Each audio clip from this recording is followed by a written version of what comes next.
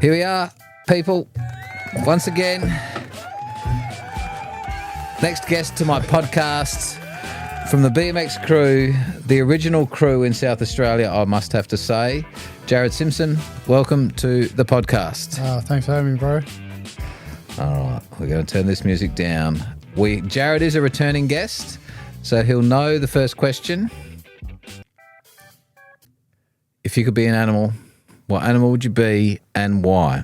It still hasn't changed. I guess it's snake. But it's, because I did Shaolin Kung Fu for years. It's, I love it. It just gels with me. Tell us a little bit more. Okay, a snake for Shaolin Kung Fu, so go a bit deeper. I did really old school. It's pretty old, like be over 300 years old. A lot of the new stuff is about 300 years old anyway, like the Wing Chun and Tai Chi Chuan and all that kind of stuff. It's older than that. Really hard to say how old. It goes back thousands of years, but not my particular lineage. But yeah, mine's kind of like hidden hands, farmer hands. So it's like 5 animals. I didn't really want to say what 5 animals it was last time, but it's tiger, dragon, crane, monkey, leopard. But then there's other things like phoenix and other stuff in there as well. I got into that when I was younger, and I got a bad back and learning so you got to be healthy to fight, right? Everyone can go out when you're young and learn how to be strong and fit, and you'll see a lot of MMA fighters, and they're just like fitter than an Olympic athlete. Like they're ridiculous fit, like cross trainers fit, and I mean you can win fights like that with a bit of skill, but Kung Fu is like the long journey, so it's about looking after your body, and they have the ways of strengthening things, and I kind of didn't worry about the fighting so much, but the strengthening and looking after my health side of things. So I got into the Qigong, which is why old people kind of made Tai Chi famous, I guess. And that's why they do that, is for health benefits, like a healthy mind as well as healthy body. And they're intrinsically linked. There's no getting around that. If you've got a really bad attitude, and your health might not be so great either. You have better health, you have a better attitude, like better mind. But what I quickly found when my back went was everything I was being given by the doctors to do to like physiotherapy kind of stuff, it was already in the Shaolin Kung Fu anyway. So it just I just practiced that a lot, and like a physio, you go see them and they give you a bunch of exercises and they go, do this, it'll help you move around a bit more. Strengthen this muscle group here, and it'll offset this weak muscle set here. That's near where the problem is.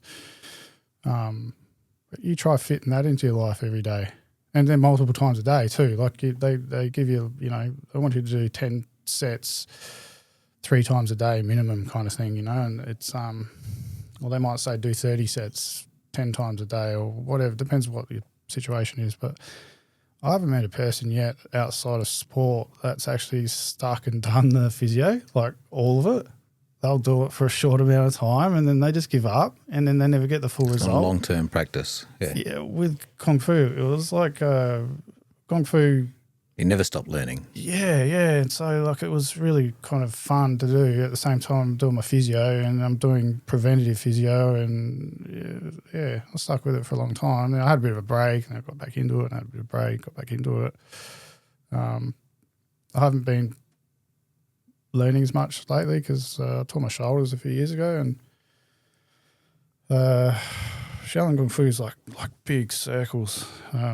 Wing Chun's like small stuff, like just move inside your area. With the northern style Kung Fu, big circle work. I still can't move my arms that great. My shoulders are still a bit damaged, but they're better, not hurting now. So I've been practicing a little bit, but I did Wing Chun as well. We got some of the best Wing Chun teachers and practitioners in the world here in Adelaide. That's just it's like crazy. It would be silly not to take advantage of that. So done a fair bit of that over the years too. And then my brother's into mad MMA. So yeah, shout out to Miles M16. He's Yeah, Miles, there you go. We got a bit for you too, buddy. He's doing pretty good. Yeah. He's not so much in the MMA now. He's not competing as much, but he's still doing a lot of Brazilian Jiu-Jitsu, traveling the world, taking people around the world, doing that stuff. So, yeah, I don't know. My family's been into it for a long time. But did you come into that for rehabilitation from injury, or you're already interested in that? I got home invaded when I was younger. And that led me down a path of what can I do? Like I got away with that, but maybe if it happened again, I might not be sitting here. So my motivations for learning Kung Fu were a lot different from my brother getting into MMA. He got into kickboxing, got really good at kickboxing. He's moved into MMA, did brilliant at that, one of the best in the country ever. Yeah, for me it was a survival thing. And I looked at a lot of stuff when I was younger. Went and met a lot of people, spoke with a lot of people, tried a bunch of different stuff, realised skinny little kid is either, I've got to bulk up, get massive, like not AFL big, like NRL big. Or run fast. Yeah. Oh no, that doesn't even help. When it happens to you and it's in your face, you can't get away. It's there and it's real. That's an experience you had when you were young. This is before you got to BMX. This is no. I was in BMX at the time, but I wasn't. I was just starting to get pretty serious about it back then. Yeah, been into it for a little bit, but I need to go and learn how to fight for my life, not how to box in the street. And still today, because Shaolin Kung Fu, no good for street fighting. I mean, you could, and I have. I've been pretty good up to the point. For a reason I can't really elaborate too deeply on air, that it's designed for one thing. It's designed for war. It's designed to a practitioner to fight for hours on end. And it's usually not taught to many people. So there's a lot of people claiming to teach it. I don't know what the hell it is they're teaching. And in the example of that battle, is it one-on-one? It's just you versus an opponent? It's shit everywhere, man. It's a nightmare. It's hell on earth. Yeah, it's imagine like a battle could last for 2 hours. It could last for 12 hours. It could be raining the whole time. I don't know. So this ancient. What's your attraction like? Well, I can see the attraction. Like it sounds fucking intense and exciting. Tell us a bit more how you got engaged, because people don't find that. You don't just find that in the school library. Or... No, I didn't believe. I was like, flowery fists and embroidered kicks. It was a classic Chinese saying, which means looks good but doesn't do anything. That's what I thought about Kung Fu. Like, well, I've got to imitate an animal for it just looks like bullshit to me. Just walk up and punch someone. No. I had a friend, almost like a cousin, I guess. When my mum moved to Australia, her best friend, their children, Dylan and Travis, it was Travis that got me into it. He said, come and meet this Chinese teacher. He show us Chinese boxing. Have a look. How old are you? 49. Young, yeah. Really young. Oh, back then. When you first this experience? 20. Okay. Yeah. So you're becoming an adult. Yeah.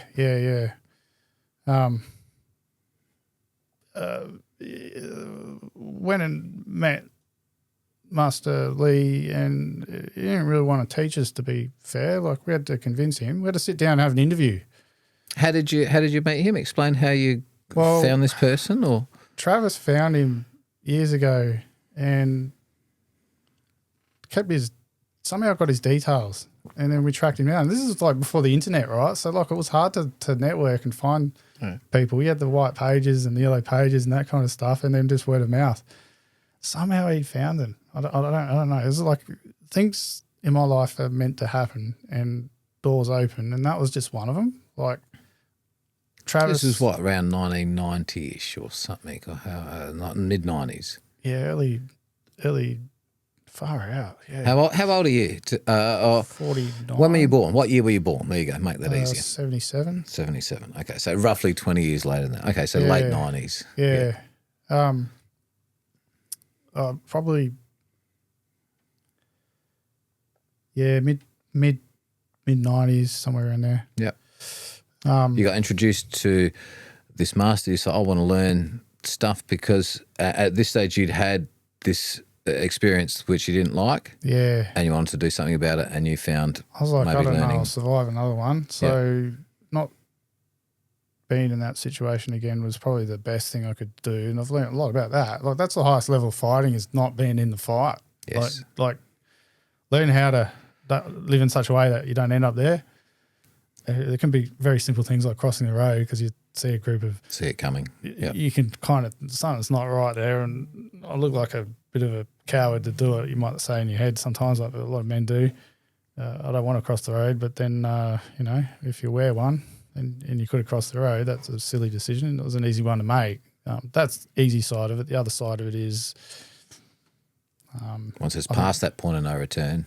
Yeah, but I was kind of living in the wrong way too, and so I didn't bring it on myself per se. But you could find yourself in the wrong environment. It's one thing for many to reasons. Another. Yeah, it's like domino effect or a butterfly effect. Yeah, so I mean that's the highest, and the Japanese are great at explaining that. The art of fighting without fighting is the ultimate, and it's Shaolin Kung Fu. It's all about intention and how to recognize intention. That's their biggest thing.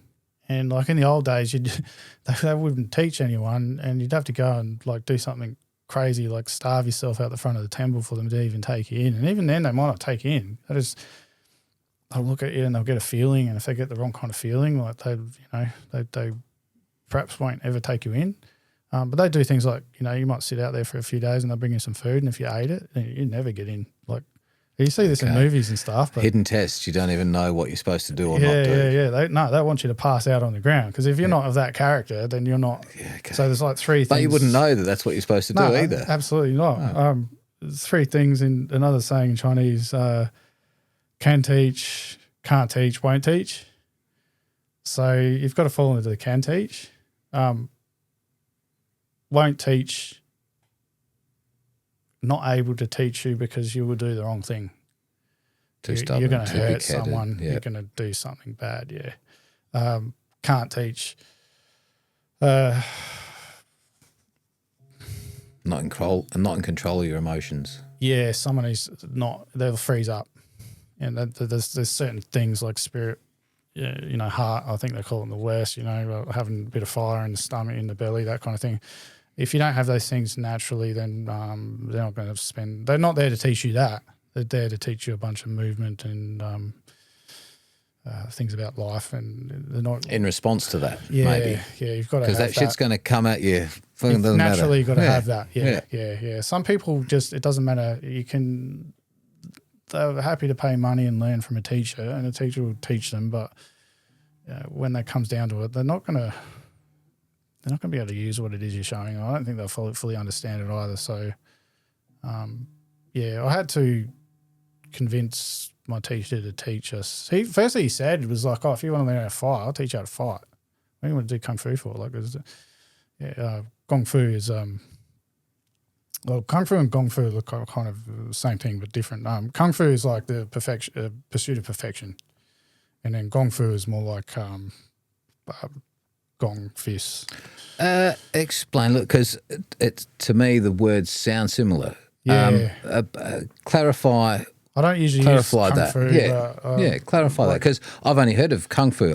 So you're saying there's kung fu Oh, you could be a chef and that's and kung fu, yeah. Like, gong fu. yeah, Yes? yeah, gong, yeah. Okay. Yeah, so like qigong is like preparing your body for boxing more or less, whereas qigong is more like getting good at looking after your health. It's kind of maybe a better way to put Holistic it. kind Yeah. of. Like kung Which fu they is like all are as well, I suppose. kung fu is that lifelong pursuit of perfection. You're never going to achieve it. It's like absolute zero with the speed of light. You can't quite get there. The universe won't allow you to get there. It doesn't work that way in physics and this material universe we're in. But it doesn't mean you can't. A constant pursuit. Yeah, Constant pursuit of excellence. Just going for it. Yeah. It's like climbing a mountain and you can never quite see the peak. You keep getting to what you think is the peak and you get there and you realise, it's a lot higher. Yeah, there's more of it. Yeah. But again, fascinating, and we're probably not even going to talk about bikes. But how did you find the master or the person that started to teach you he was things? Yeah, we had to get to know him. We wouldn't do any weapon work for a few years. We had to, earn our And it's just like Mr. Miyagi, like he's just a man down the street on this inconspicuous house with a normal front door and a normal front yard, and you knocked on his door and said, "Please, will you teach me?" Is that kind of how it went? Pretty much, yeah. It's pretty similar to that. And then, it was a pretty formal thing in the beginning. And if you didn't practice, you didn't really teach much more. So if you didn't practice, you can see that. So he gave you some exercises to do, go home, practice these, come back and show me how good you are next week. And is that kind of how it worked? Yeah, and then he fine tune you. So like you find out how complicated movement can be.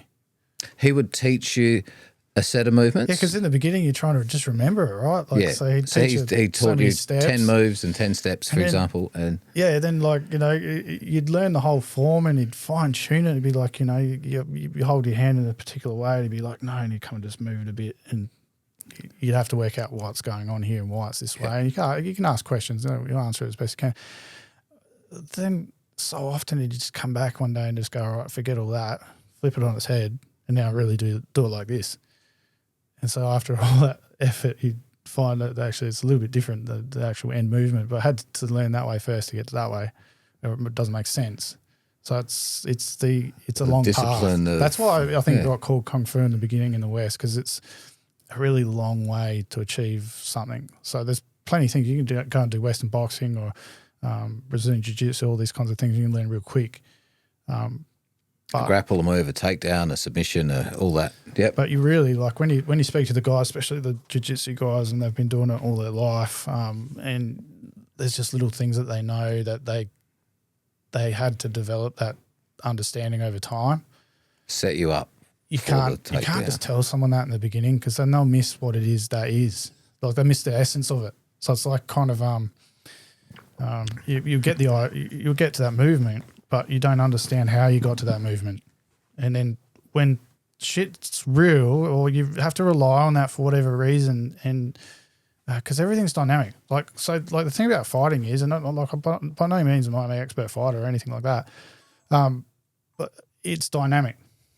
And so you can't apply logic to a dynamic situation. You've got to be able to adapt and conquer. And your opponent in the first round is not your opponent in the sixth round. And so like you might actually find that the technique you're using, you're going to have to modify it quite a bit to even get it to work, have any chance of it working, for it to even be effective. And so that's why you kind of can't learn the end thing first. You've got to build up to it. And, like in Brazilian Jiu-Jitsu and Jiu-Jitsu and there's belt systems and that kind of stuff to, we'll teach you this. We're not going to teach you that yet. And it's for that. It's structured for that reason. So, like when you fight someone that's like, a black belt in something, they're obviously going to have a lot more skill than a white belt. But those guys in the middle belts, they know a lot. But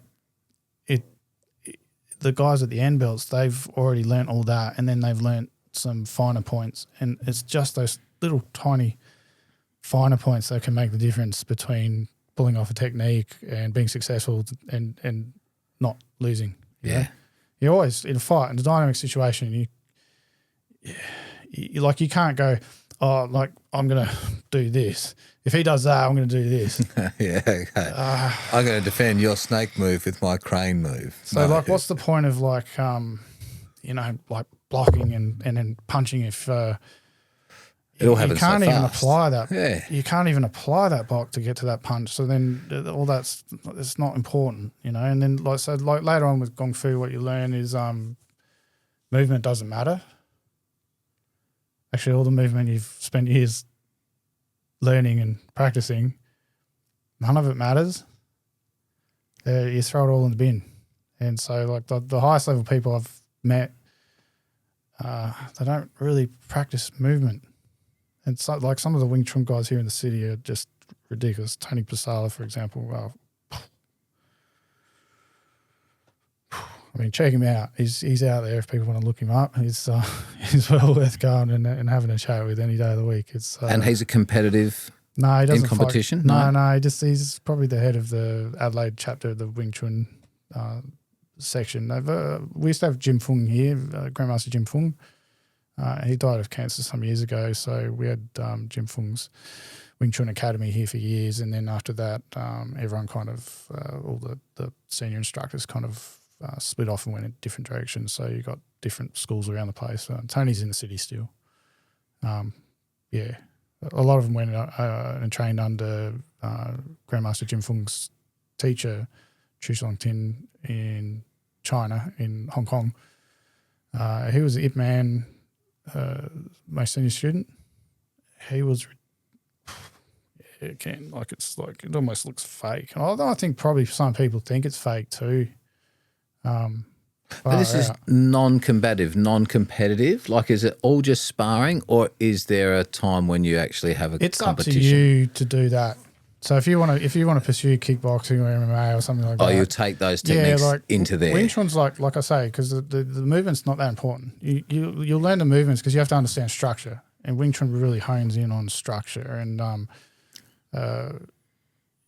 that kind of the movement. It's more like a theory than a martial art. And you interpret that into everything. Yeah, okay. That's a good grounding. It's a good base. Yeah, you could use it cooking food. You could use it how you use your core and how you center and how you whatever see what's coming. Yeah. And like ultimately, after training for years, I can say unequivocally, you can't throw a fireball at someone like Goku or Street Fighter 2 Ken and Ryu. You can't. There's not an invisible energy there that you can just knock someone out with, man. It doesn't quite work like that. However, you got a couple of rocks on the tree here. The masters could come close to it. And then you've got a tree. And so, like, what's the difference between the living tree and the rock? The rock's an inanimate object and it's not living. The tree's got something in it that makes it alive. That's for sure, and that's tangible, and we can appreciate and understand that. But you can't really weaponize that. So we're alive, and for what it's worth, humans don't really know why. And it's not really our place to know why. So now I'm getting off in philosophy. No, but I'm imagining, does that questioning come through about everything else because you're thinking about your physical body, you're thinking about movement, you're thinking about everything and how it fits with everything else, and that's how your mind just goes to the next. Yeah, where is even your mind, right? We know if you sever the brain cord, your brain's not going to communicate with the rest of your body anymore. But man, I don't know. Our brains could be an aerial, and our minds might be out there somewhere. I don't know. We don't 100% know, but there's it's we don't have the science and maths yet to explain that. But we're a little bit spiritual as animals, aren't we? Like we're not just like flesh and bone. We've got a little spark of something in us, and that's life. And that's where the whole idea of chi comes from. Chi is like a slang Chinese word to describe life. In Japan, I call it ki. Same thing, spirit. It's something in us, isn't there? 100%. Yeah.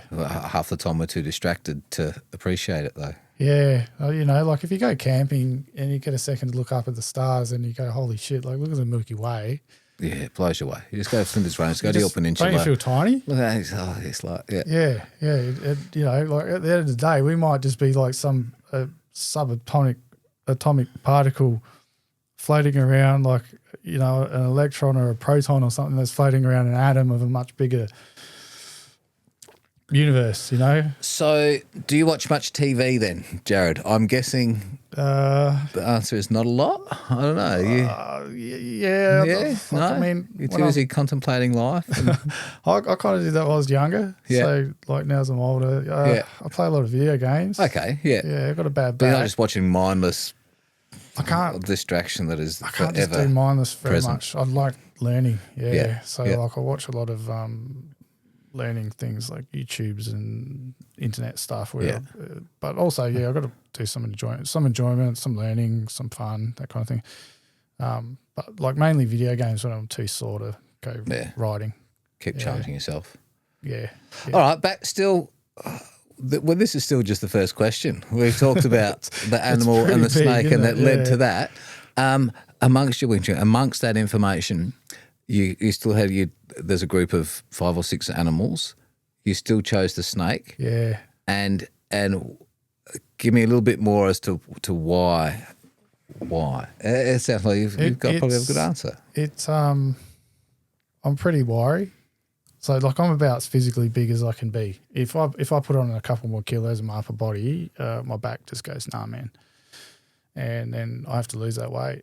And, like, I've been into riding now again I had a bit of a break and back into it again for now the last couple of years. And I've tried a few times to bulk up, and as soon as I get a little bit too heavy, my back just spits it. And I'm right on that line now.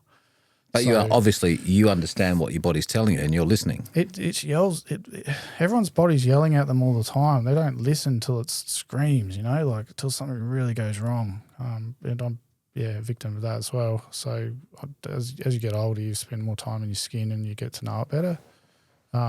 So yeah, like I like that I don't need to use a lot of muscle to use the snake. Yeah, there's other things like tiger, man. Like you'd want to be like a big 120 kilo muscle bound freak, like that would really help, you know. Snake, man, I think I could use it when I'm 80, but well, maybe not as effective as I could now, but it's handy to know. But it's an interesting way to try and overcome force with minimal amount of exertion.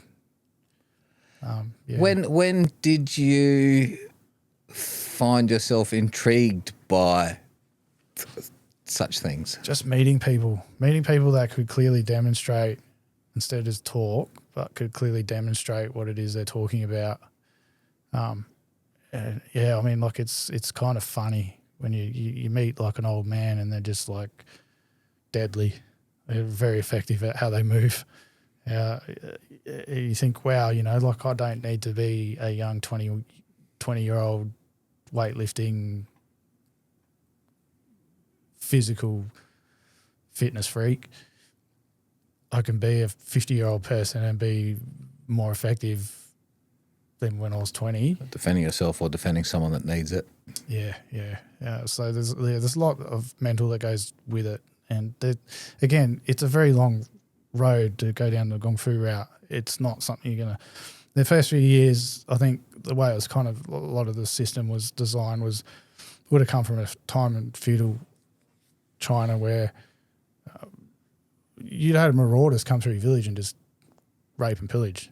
Just burnt the You place had to the defend. ground. Yeah. And so I think for the first few years, they teach you some pretty gnarly stuff to get you through that period so you can use stuff. And then they spend the next 10, 15 years kind of just delving into The details. philosophy and movement and function and stuff. And then later on, after about 20 years, you start gluing it together and it makes sense and makes a lot of sense. And then all of a sudden you're a lot more effective than what you were going into it. So you don't like exponential growth. Once you get to there, then it's takeoff. Yeah, like my body's busted and broken, but I go all right. I've been attacked a few times in the last few years, and it's not gone so well for the other people. So the master that you first, got into his ear, how did that progress from there? Like, where did it go from there? Practice, learn. And this is just in his backyard at home, or you meet in a park, or what's the scenario there? We used to meet him in the park down the road, but some of the stuff's what you call closed door training, so some of it can't really do in public. And occasionally we'd still go out in public even now and train some stuff. And we have people come up to us and go, you shouldn't really be doing that kind of stuff. We've got kids here. Okay. Yeah. So paint me a picture. What are you doing? And weapon training? What are you doing? What are you using? Swords and knives and but like all practice stuff. But they'll just people come out. You're not talking wooden swords. You're talking wooden. Steel okay. Yeah. But we do stuff with sticks as well. And even then we've had people come up. Yeah, you shouldn't really be doing this in public. Do they know what they're talking about? Are you allowed to do it in public? Or? Oh, absolutely are. Yeah. It's about being a good person, not being a bad. We're not training to be thugs. Yeah, here. That's it. We're not going to go and rob banks and home invade people. We've come from the other side. This is our form of exercise. We've either been robbed or home invaded, and that's why we're here doing this. And we're all happy and old. And look, if your kids see that, isn't that kind of like it comes down to good parenting? I think at that point, we're happy to talk to your kids about it. So you want your kids to be able to look after and stand up for themselves. Yeah, it might lead to they might get something out of it, like how I got something out of it. It's been all positive. There's been no negative, and much more than physical. It sounds like there's a lot more to just the physical side of it. It's given me a lot to chew on. Yeah, like when I had to give up riding, I had that, and that kept me pretty entertained. Maybe it wouldn't have been so easy to give up riding. And so you would meet, what was his name again? Sorry, Master Lee. You would meet Master Lee a couple of times a week, or a couple of times a week. Yeah, we tried to at least twice a week. Somewhere in the neighbourhood. Go to his house. Yeah. And then he had a park down the road. And you spend a few hours with him doing moves. He'd show, explain. He'd just kind of have an idea what he wanted to go through us. But some days he'd just change what he's doing depending on how we, would start talking. So the thing is, he's forgotten more than he will ever remember. Like, what did he share with you? Like, how did he learn? Like, what was his experience to then pass that to you? Like, was that a bit of an honour for him to then? Yeah, well, I mean, it's like one of my friends, Feng Chin. I don't know, maybe she might see this one day, so howdy if she's watching. There's not many people watching it, but still maybe. But Feng's here in Adelaide. She's an absolute, she's a China champion Kung Fu practitioner. She competed in China. She's Chinese, lives here in Australia now. She teaches, very high level practitioner, super great lady. She said to me, you think trying to find a teacher's hard. She's like, as a teacher, try finding a good student. Okay. Yeah, she's they wants to look good for their Instagram photo for the first 4 weeks. Oh, there's so many people out there. Yeah, like I mean, you got all kinds. So you got people that they like the yoga people, and they'll go out and they're just like in Japanese martial arts, you get like the Aikido people, and you get the Aikido people. You get the yoga people, and they're just there for like it's almost like being a vegan in that they just drive themselves into it. Bit of an appearance. It's not for everyone. Thing. Yeah. It's the fundamentals behind the philosophy. It's probably not even the philosophy. There's something about it that gels with them so much. They become fanatical about it. I've never met anyone that can fight Aikido on the street. And I've punched on with people that have been like trained a lot of Aikido. Like I'm an expert Aikido, and that's not gone well for them. And you do YouTube it, you're going to see a lot of Steven Seagal moves. It's nothing wrong with Aikido. Like it's not what people think it is that get into it, and they really get fanatical about it. Like they get very upset when you talk to them about it. And I'm very much about talking about stuff. Like I love it. The whole let's break it down, look at what it is. And the same with Kung Fu. I've sat there with some pretty big bad dudes that just like proper street fighters, proper bad dudes, and they'll be like, "That just sounds a bit bullshit." And it's like, well, let's try it out. Let's give it a go. Like let's see if this has anything to it. And then so we've gone through a lot of what I've learned, and then nutted out like a bunch of bullshit. and then gone back over it and looked at it like, why is that there? Is that within the training that you've been offered previously? Yeah, like forms. So you get given forms to learn something, and you think, well, why is that in the form? Can you give me an example? All right, so like the leopards, like the first thing we learned with the leopard was like a leopard fist is a weird one. Like you've got different fists that you would use for stuff. Like even a fist is you've got a lot of bones in there, and if you change them in a different direction and force them a different way. If you squeeze your fist hard when you hit someone, you're going to break stuff. You really are. But also when you squeeze a muscle, you're breaking your structure. And so you've got to try and line up all the bones in your body. And if you can do that, you'll get a lot more force at the impact side of things. You'll be able to apply, because your structure will outdo the structure of what it is that you're trying to. Physical force output will be, maximised. Like Master Chi always said, if your structure's good, it should be sufficient. So, like, I don't want to give too much away. It's been years learning this stuff, but like leopard was like, we had this little form that we did in the beginning where it was like, just hold this little box on the side of it and you move forwards like this. And pretty obvious what's happening from that point. I don't need to explain this, but I was always like, what's going on here with this? So I really broke down like. So extra, just literally 2 moves, and you go, oh, we don't need that extra one. Well, it's actually pretty important because it's teaching you something, but it's not what you think it is. It isn't a block. And I have people around me, they'll train me, they'll go, no, that's a block. And it's like, well, you watch this. Let's get into it. I'll hit you and you use that. I'll hit you in such a way that you think that block's going to work, and I'll use structure to show you that can't work. As a block.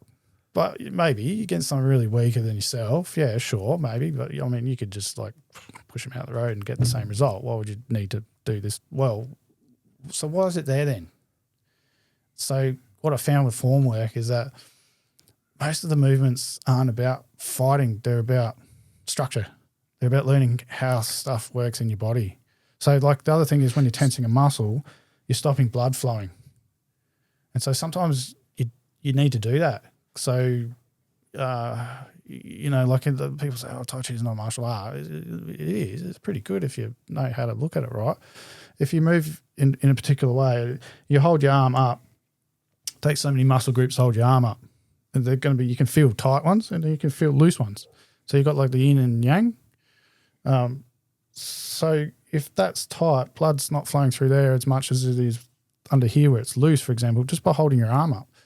So what's going on? If you look at it deeper, you can find out that actually the arteries and veins that are involved in keeping that muscle tense, so you can hold it there. You look at all the muscles required to do that. You can actually follow where placing impact elsewhere. Yeah, but they're going into the ones that aren't tense, allowing blood flow back into your organs in a particular way. And so quite often some movements are to encourage blood flow through your liver or your kidneys or your liver and kidneys or your spleen or your lungs or your heart or this kind of thing. So that's that longer term mentality that you're talking about. That's where it starts. It's all like you're fighting for 10 minutes. Okay, I can do this, but no, we're going for hours. Yeah, and you still want to that makes total sense. It's a deep hole to go down. It's around Warren. Yeah, but it's for me, like I'm a puzzler. I like puzzles. I grew up doing puzzles, and so unlocking bits of the form, I don't have enough time in one life to even unlock what I've been shown, like everything, understand it fully. But to me, it's like a puzzle, and I managed to break down quite a bit of it. And it's taken a lot of talking with people too, like a lot of talking, a lot of studying, a lot of reading. How do you display what you know? Because it doesn't sound like it's much of it's physical. Like is even 50% is physical? No. Yes, maybe. It's not meant. You're not meant to look good when you're fighting. You're just meant to get a result, and that's to survive, right? No, but it sounds like everything that you're learning, the physical contact with someone is almost insignificant. Like you do all this training and preparation, but you never release it. You never release the dragon. Yeah. So like some animals, for example, like the dragon isn't a real animal. Doesn't exist. I don't say that. I tell my kids there's such things as dragons. So like then where did that come from? So that's when you start to look, well, that animal's, it's a spiritual animal. It's not a physical animal. It's make-believe. It's in your head. So then you're starting to look at the bigger picture. You're starting to break down what it is that you're doing and what's going on. There's a lot of philosophy involved. And, the physical movement at the end of the day is not that important. Yeah. But, like some of the Wing Chun guys, some of the Kung Fu guys that have got really good at sticky hands, for example, all they've got to do is just feel. They can get just one little appendage on your body. They can kind of tell what you're going to do. So they can't see what's going on, could be in the dark. But they could be touching over here and they know that you're going to, your next where your reaction is. So I imagine you would be good at recognising illness and problems within your own body and potentially how to resolve that. Is that what happens when you get injured with this knowledge and experience? Like, how do you use that? I deal with it better, yeah. So I don't use much pain relief anymore. Yeah. A little bit masochistic, I guess, me personally, but also like it's just your body telling you what's going on. So sometimes you just have to sit there and listen. So, I've had a bad back for like a week now. I still went out riding on the weekend. Maybe didn't get to ride as hard as I'd like to have ridden, but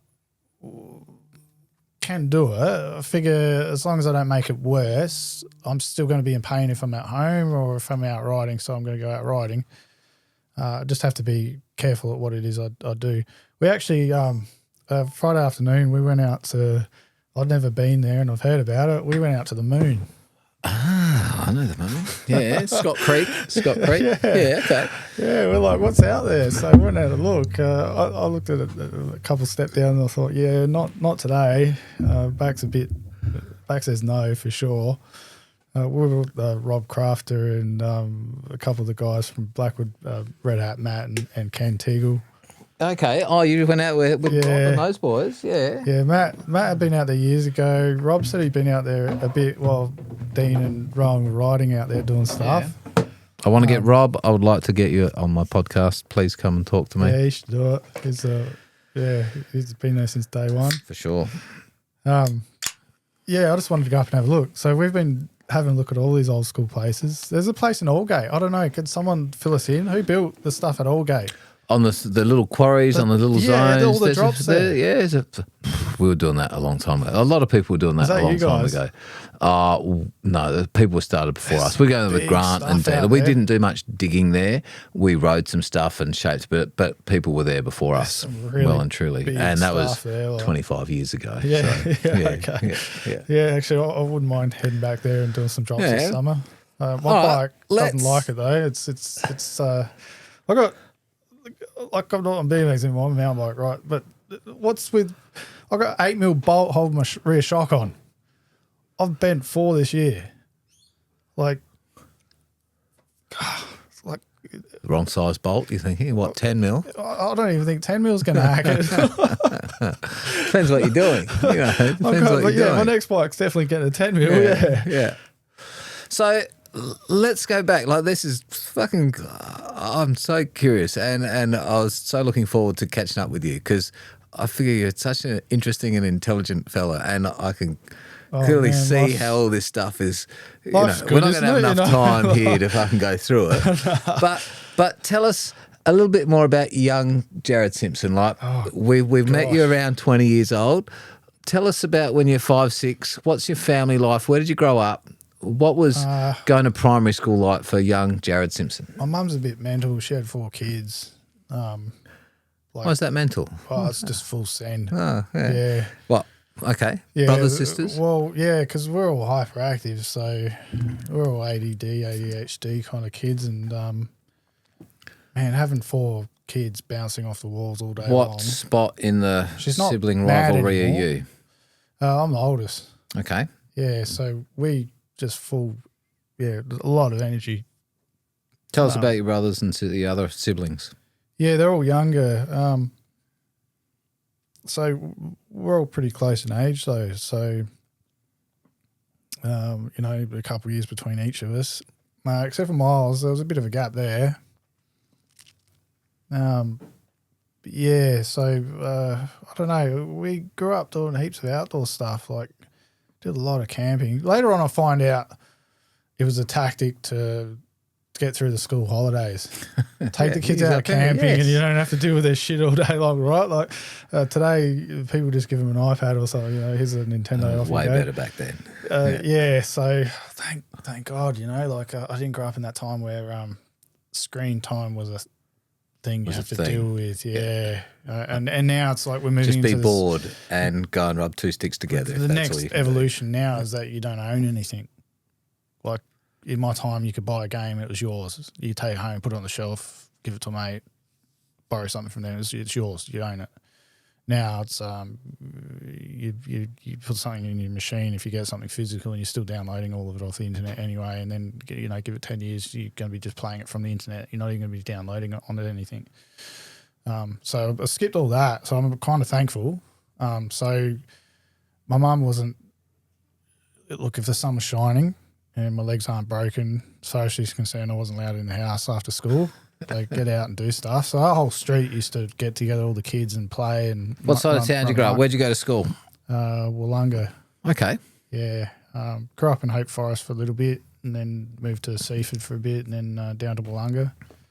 And then grew up down there until my early teenage years, and I ended up at Unley High School. That was interesting. I came from Wollonga, and you could just wear what you want. I came to a school and you had to wear a uniform, and you had to get changed for sport, for PE. It was just like culture shock. It was so different. And everyone, when I got to Adelaide, everyone played bloody Street Fighter 2, and while I was here, Mortal Kombat came out, and then later NBA Jam and all that. So the arcade scene was massive when I got here. It was just like full on. So I got into that. I'm still into that now. But yeah, when I was real young, we did heaps of outdoor stuff. So did a lot of hunting and fishing and stuff with my dad.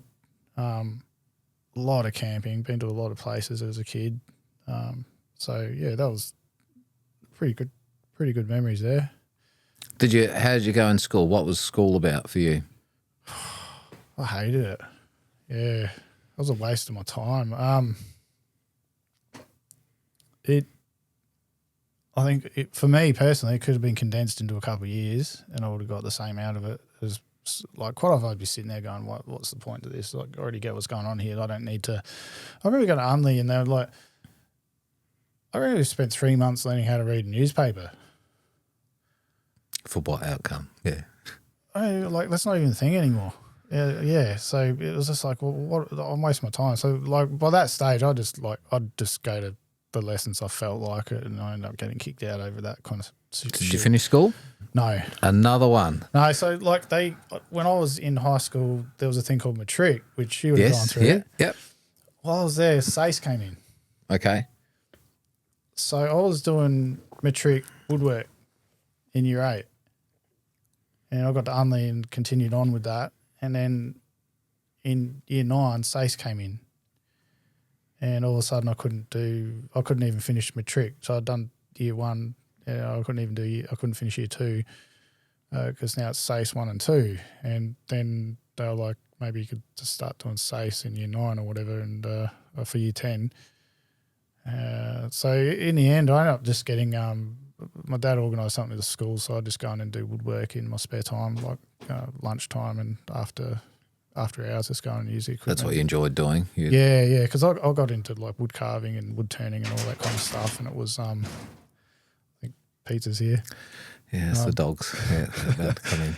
Yeah, so there we go. Yeah, I was pretty I was into crafty things, Yeah, artistic stuff, I guess, up to a point. But my grandpa was a woodworker, and I kind of got into it as well. And after studying wood carving and stuff for a while there, I thought, I'll come back to this when I'm old. And I've left that alone since then. haven't really done much of it. Wait till you get old, I suppose. Yeah, but when I was young too, I got into electronics. There used to be an electronics club here in Adelaide. One of my best mates, his family was into it, so we used to go to those shows every now and then. And used to spend a lot of time at his house, just mucking around with electronic stuff, and that got me interested in that. And then in high school, we had electronics at my school. We had I used to have a lot of tech in the schools back in there. You know. Yeah, we had like engine tech as well. Yeah, so you could break down engines and stuff. I remember me and my mate did a Yamaha 125 four-stroke engine with a gearbox, and we pulled it apart, and we had everything labelled and on wood and on dowels and stuff, labelled every nut and bolt and every piece, all laid out, and we did it so quickly. The teacher came and he went, "Oh, that's nice. Oh, that's all good and well." And he picked everything up and tipped it on the ground. And he's like, "Now put it back together." How'd you go with that? Spent the rest of the year trying to put it together and didn't get it there.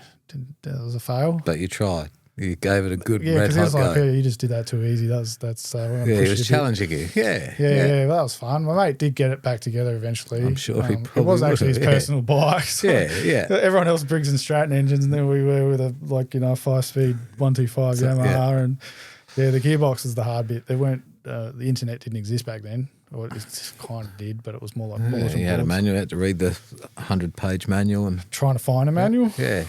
Never did for that model. Yeah. I mean, you'd probably find it today, but back then, it was difficult. But yeah. So, what was your final year of schooling? What? I guess I've got most of the way through year 10. Okay. Yeah. So many. Again, you're pretty much 90% of the people. Year 10, year 11. It's kind of pretty same. Got a bit.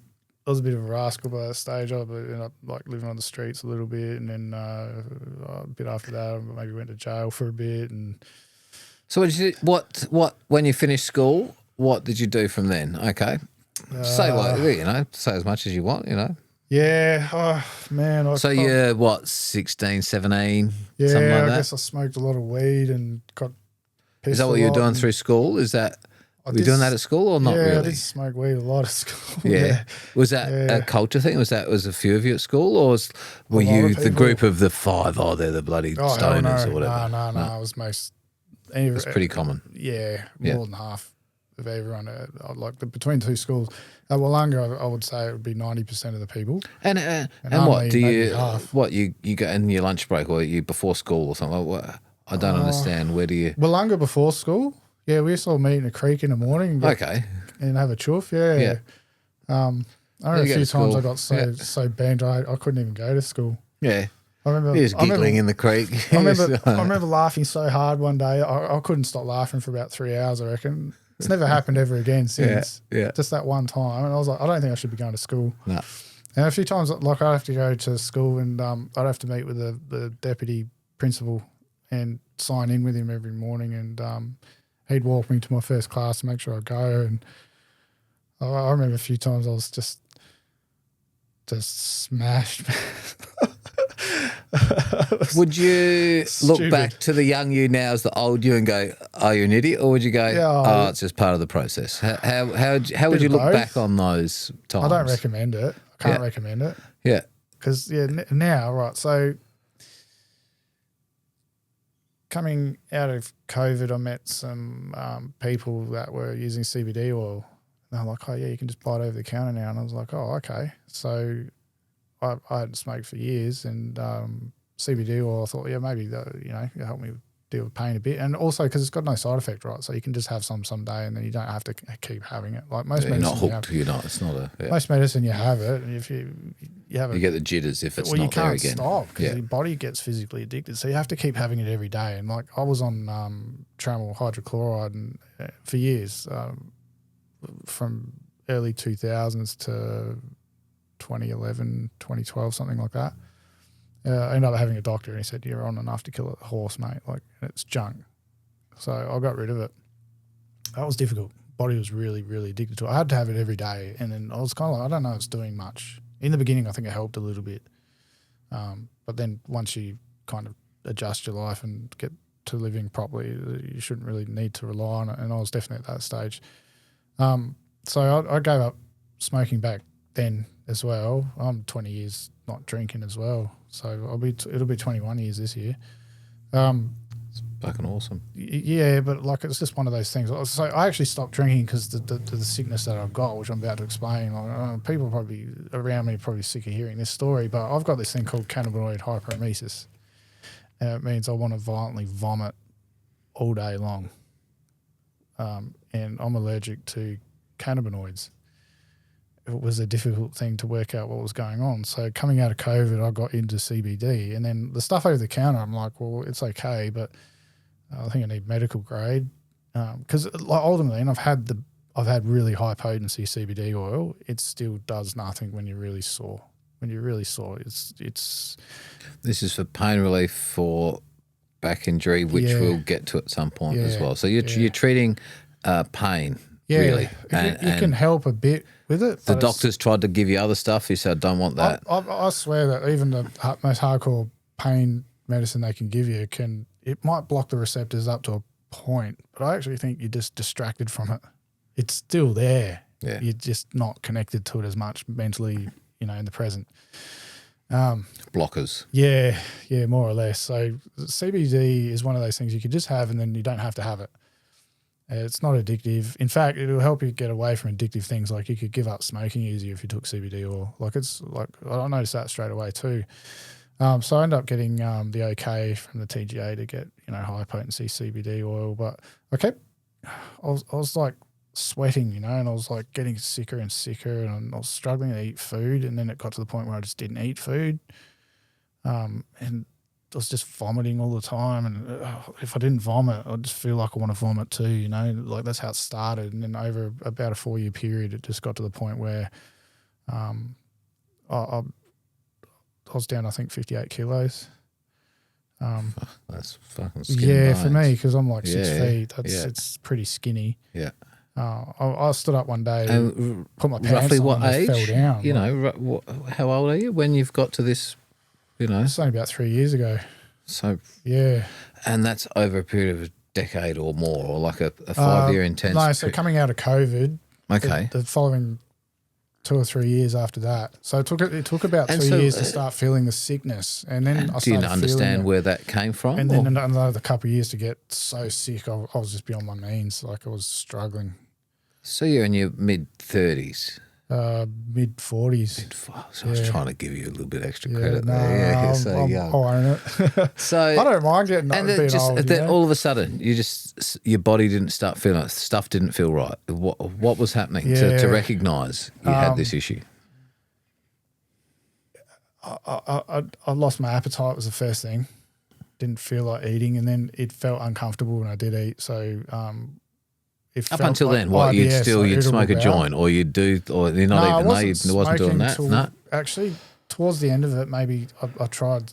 Like I bought a vaporizer. It was bloody $900. Yeah, and I used it for like a few weeks. Yeah, and then found out I got the diagnosis. So I didn't really get into the smoking of it, but like I got the okay from the government to do it and get medical. So what, you went to the doctors and you said, I'm not right. Like how do you get yourself checked for something like this? Yeah, that was a nightmare. That was an absolute nightmare. So I'm not feeling right. Someone's not feeling right. I was like, fucking, maybe it's this. What did you do? Yeah. So I had a really good doctor, and he was like just a straight shooter, and like he was the guy that said Tramel's junk, mate. Get it out of your system. He used to swear and but he'd also explain everything to you really well. And then he retired. And so who was the guy ahead of him giving you that? Like, did you understand the guy ahead of him that was giving you the stuff that was crap? No, so I went out to another doctor. But like at the same time, like my treating doctor, my GP, I just stayed at that clinic and I went and saw his old business partner. And I went to him. And when it first started, and I could tell something wasn't right, he tried to convince me it was in my head that it didn't exist. And I'm like, no, there's something not right here, mate. And he's like, no, I reckon it's you, man. Like, like that's really offensive, you know. Like you're trying to. If anyone knows you, I think you know you pretty well. Yeah. And for someone to tell you, like you don't know yourself, some GPs they really like take they act advantage. like an authority. Take advantage. Yeah. They just that's when it's time for a second opinion. So I'm like, all right, I'm going to go and find another doctor. So I walked away. That guy offended me a bit too much. It really didn't. We didn't gel. So I left. Next doctor I went to was a clinic in the city, and I came back to see them again. They were gone. I was like, oh, this is no good. And then like, well, this is now a walk-in clinic. This is how we operate. And I'm like, oh, I need a treating doctor. I don't want different doctor every time I come in. I need to see the same person over and over. I can see where this is going. They're like, well, so I went to a different clinic, and then. So are you a private patient? Are you got private healthcare, or you're in the public system? In the public system. In the public system. Yeah. Then I went and saw another one, and the lady said, "Oh, I just signed a 3-year contract." And I was like, "Yeah, brilliant, cool." She seemed pretty good. Saw her a couple of times, and then she moved to Queensland. I'm starting to get pretty. Finally meet the right person, and they leave. If I quote Eric Banner in The Castle, I was getting disenchanted by this point. Like, I started like this is getting a bit long in the tooth, and then. I ended up at another clinic, and the first doctor I saw was actually the guy that owns the clinic, so he's kind of the head of the whole place. But man, they're busy. That's the next thing is the waiting list. They're just flat out. Yeah, so to get CBD oil, I went to a clinic that specialised in that kind of thing. And it'd be hard to go see them if you just wanted to smoke. And that's like, this is what, like, it gets a bit bullshit. Oh, I've got medical cannabis. I think 2 out of 3 people that just want to smoke. And I think you should own it if you want to smoke. I've got no problems with that. But like saying it's for medical reasons when it's not, that kind of pisses me off a bit. So this doctor was definitely like not going to give you cannabis to go and just chew for fun. You had to have a good reason. The first thing I noticed, he walked like me when I went in there, and I was like, "Oh, you got a back injury right there, don't you?" And he's like, "How'd you know that?" And I'm like, "Yep, you got the same walk as me, man." So yeah, I got CBD oil from him, and I was starting to get really bad at this stage, and this is where the appetite was starting to go. Started sweating, started vomiting. We're just kind of like maybe just try something a bit stronger, and so get stronger CBD oil. And so does the CBD, does that lubricate joints and increase a bit of appetite? Like what is it helping you what is it helping deliver? Do you know? You can, when you first have it, you can kind of feel it a bit, but it's got no THC in it, so there's no real high. Is it pain relief? Is it a bit numbing, like maybe? It just it kind of just numbs it a bit. So like if you're on a scale of 1, like do the pain scale from 1 to 10, and you're like on a 4, that's where people start thinking maybe I shouldn't go to work today. Okay. Because 10's like bones pointing out, and poking out, and, the most pain you can possibly be in. 8, like half your body's burned or something. Yeah, like you're in a bad way, in shock. So 4's at a point where you can do something about it. You're struggling with it, yeah. So, it might drop it a couple points. It's not going to get rid of it completely, but it's going to help you, maintain your function of general life. I've got to go to work, so I've got to live a life, and this is helping me. And it definitely, like, you're less stressed too. Like, it just kind of because that increased your appetite. You started feeling better. It's kind of not. It's not like anything like being stoned. It's more like just kind of relaxing a bit. Yeah, your body goes into more relaxed. I remember the first time I had the medical grade compared to what you could buy over the shelf, and I just fell asleep. It was like a really good sleep. It didn't, a week later, it didn't have that effect at all. You wouldn't even know. The initial, But that's it. The first few times you have it, that you can feel it. But it also would relax me enough I could sleep, which was good. But didn't realise I was actually making myself sicker and sicker by having stronger and stronger stuff. Because I'm essentially having more stuff, even though it's like I'm not having. It's just a heavier dose. Yeah, it's a heavier dose. So it's like I'm having more of it, but I'm having the same amount. It's just stronger. then, man, it got to the point where I ended up in emergency a few times and just in so much pain. And then I had 2 other symptoms I never had before in my life, which was so where's your is your pain in? Is it back pain? Where's your stomach? pain? Stomach, Just through vomiting. digestive issues. That's what you're thinking is going on. Can't eat. And if you do eat, you just feel sick all day afterwards. Like even for days after having one meal. You know. So like if you have a meal in the morning, So your body's wasting away. It's just everything's fighting itself, and yeah. I mean, you could be scared. There could be a lot of things causing that. And you could be looking for this answer, this answer, this answer, and they could tell you anything. In the beginning, and you might believe if they said, "Oh, fucking, it's cancer, or it's this, or it's that," you would, okay, that's what it is. I dropped 15 kilos in a month. How did you reconcile with what they told you? What they thought the actual issue was? No one could work it out. Yeah, and so after another stint in emergency and they treated me really badly, I saw a big shift in the way the hospital was being run at that point, because the previous visits were the doctors were very good, and then it went to, "Oh, we don't think you should really be here," and it's like, well, I wouldn't be here if I wasn't out of my mind. You kind of you felt like you're wasting their time. So they're like, just go and see the doctor on Monday and it's Friday night. And it's like, man, I don't. Like, that's a brutal amount of time. You're counting the seconds in the hour at this point, you know. And that's pain, and it's most extreme discomfort in your body. Yeah, that I don't have the words to describe to people. And you'd be so weak, and you can't see anything on the outside except I'm sweating and like vomiting all the time. Like, I'll just eat something. It's like, no, like, keep it away from me. I don't want to see food. Like, you know, like no. And then I just saw that, like, mum and dad. Like, we did talk about family. We'll come back to this. Can I jump back to mum and family, mum and dad? Go, just spend another little minute there for a minute. Are they still with us? Yeah, I don't have anything to do with my dad. No, we don't get along. Okay, he's gone on a different path. Okay, I might see him one day in the future. I don't know, but I don't really. When did you last see him? Like early 2000s, I reckon. Okay. And mum? See her all the time. Yep. Yeah. I've travelled the world with her and we've done heaps of stuff together. Brothers, sisters? You said you had siblings. Are they boys, girls? We all hang out a fair bit. I don't see Miles that much, but he's just flat out family stuff, and we've got 50 Ks in between us. And yeah. And your other siblings? We see each other a lot. Yep. Yeah, we're all pretty tight-knit family still. Mum's like pretty good at being like glue in the middle. Yeah.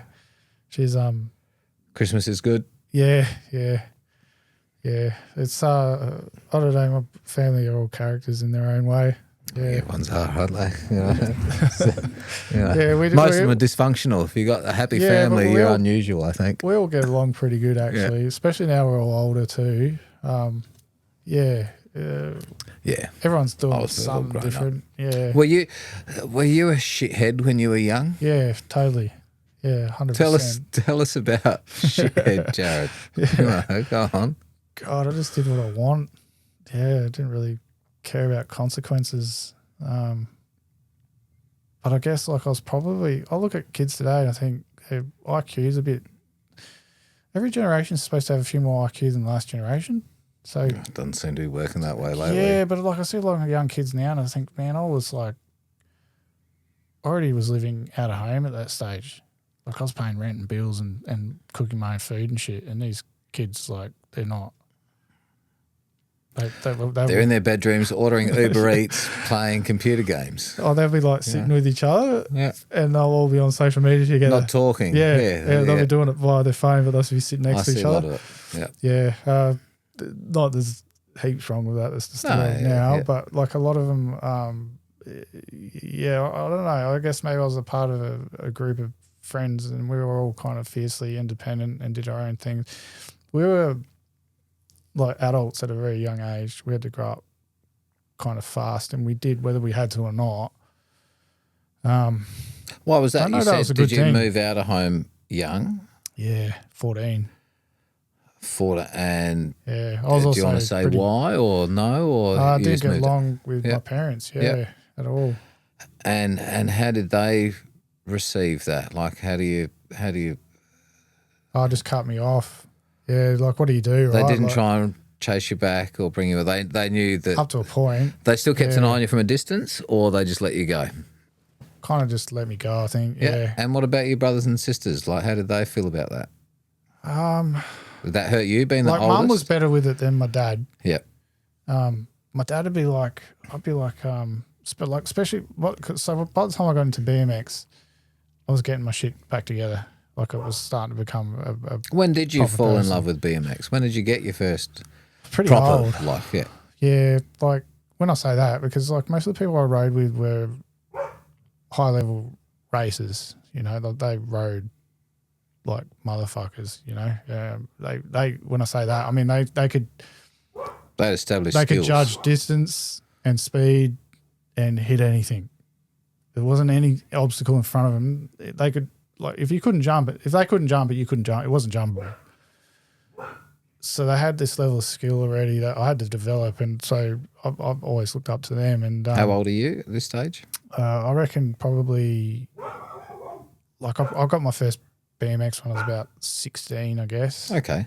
So I didn't properly start riding until I was 17. So pretty old in the grand scheme of things. Yeah, because all the racer guys, when I was 17, that's when I started meeting all them guys. And then they had been doing it since they were 10, fucking 8. Yep. They'd grown up on minis and stuff. Yeah, riding, you know, like little BMXs and gone right through to So I kind of got in, like, tricks. I like getting air and doing tricks, but I also like just riding, you know, like I wanted to get that skill level where I could just hit something. Like I could tell I need this much speed and I can clear it, or you cannot clear that. Like it's not possible. There's no way to get enough speed to clear that. I wanted that skill too, and I probably wanted that skill more because I worked out pretty quick that tricks were easy. They take time to learn, but like riding takes a long time to learn. Riding's like the kung fu of bikes. You can spend a lot of years learning how to ride and never really get it, you know? And you can ride 30 different types of jump sets, heights, levels, angles, everything, and you'll adapt to each of them. Yeah. And like you'll quite often get, like, especially when I went into state, like I remember the Queensland guys were like, I met some of the first guys I met were flatlanders. And I remember some of the dirt riders going, oh, you know, you shouldn't speak to those guys. They don't like dirt riders and park riders and that kind of thing. And I don't know what you mean. Like I come from Adelaide and we all get along, even though it's like a little bit sketchy at times, but just because everyone with big personalities here. But we all got along. Everyone knew everyone. Everyone respected. Fuck it, you can do this and you can do that. Yeah. We all drove each other, and it was like, you know, we all fed off each other. And then I go interstate, and it was like really segregated because they'd been doing it a lot longer than we had. But dirt in Adelaide at that time we pushed it further than anywhere else in Australia, pretty much. There were people out there, but the group here was big. I agree. Yep. Yeah. Other states had parks. We didn't a concrete park or something. I remember we just had to dig everything ourselves. Yeah, we had to do it. Yeah, there were no good parks. Without and they permission, all had good parks on the East Coast. So I remember meeting Ronnie Reap for the first time. And I was blown away because his dirt skills were pretty high, and I hadn't met anyone from New South Wales that was that into dirt. That was pretty cool. And that was early days as well. So there were people out there like him doing it, but there just weren't heaps of them. In here, everyone was doing it. That's all we had. That's all we had. Yeah, we had no parks. Yeah, we had Fulham and we had Ridge Park. And you had one vert ramp and one little skate bowl. Well, that was an old school setup. Yeah. It's pretty brutal. So where were you learning? I remember going back to like with my brothers and stuff. Yeah, it was like I remember brothers would come down to visit my dad every second weekend, and I was living back there at this stage, and with my dad and my stepmom, and just down the road from here, actually, just over in Door Park. So I was part of the Mitcham Council area, and I remember going up to Kernelight Gardens.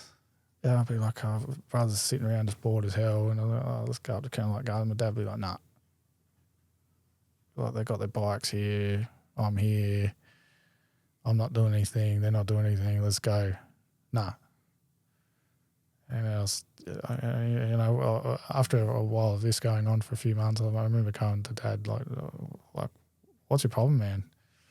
And him just going nuts at me, just losing his shit. Like, how dare you, question me and my authority in front of my children and this kind of thing. It's like, they're my brothers, mate. Like, they just want to go for a ride with me. And I was pretty bloody good at riding by this stage too, like really good at riding. I wasn't a troublemaker anymore. Long gone. Still young though. And so it got actually to the point where that was like the catalyst, I think, for my stepmom to break up with my dad. That one big, huge blowout where he was just being an arsehole for the sake of it. Like the kids come down and they spend 2 days sitting on the lounge doing nothing, and we could just go like a kilometre up the road. We're talking Candlelight Gardens. It's like there's a cricket pitch. It's a very family-orientated park with some little mounds, maybe knee-high, some little loop of tabletop-y things. It's like, I guess, what you call a pump track. Yeah, now, that's it. It was the early days of and pump you could maybe tracks. take a shovel in and shovel a little bit there and shape it up a bit. We had a little bit. Yeah, I had a lip on the back of the start mound, and I just cranked 360s there. And the start of BMX for kids that weren't racers. There was racing, BMX, outside of a racetrack. There wasn't much else you could do. So then I don't know that I ended up.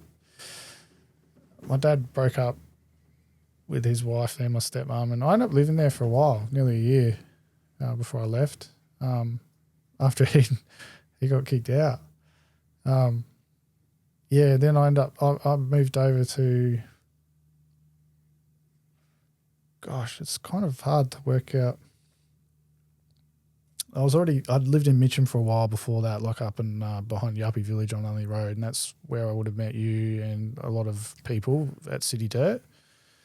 This is after that, because Kernelight had been built at that stage with Mitcham Council, which was a little bit involved with back then.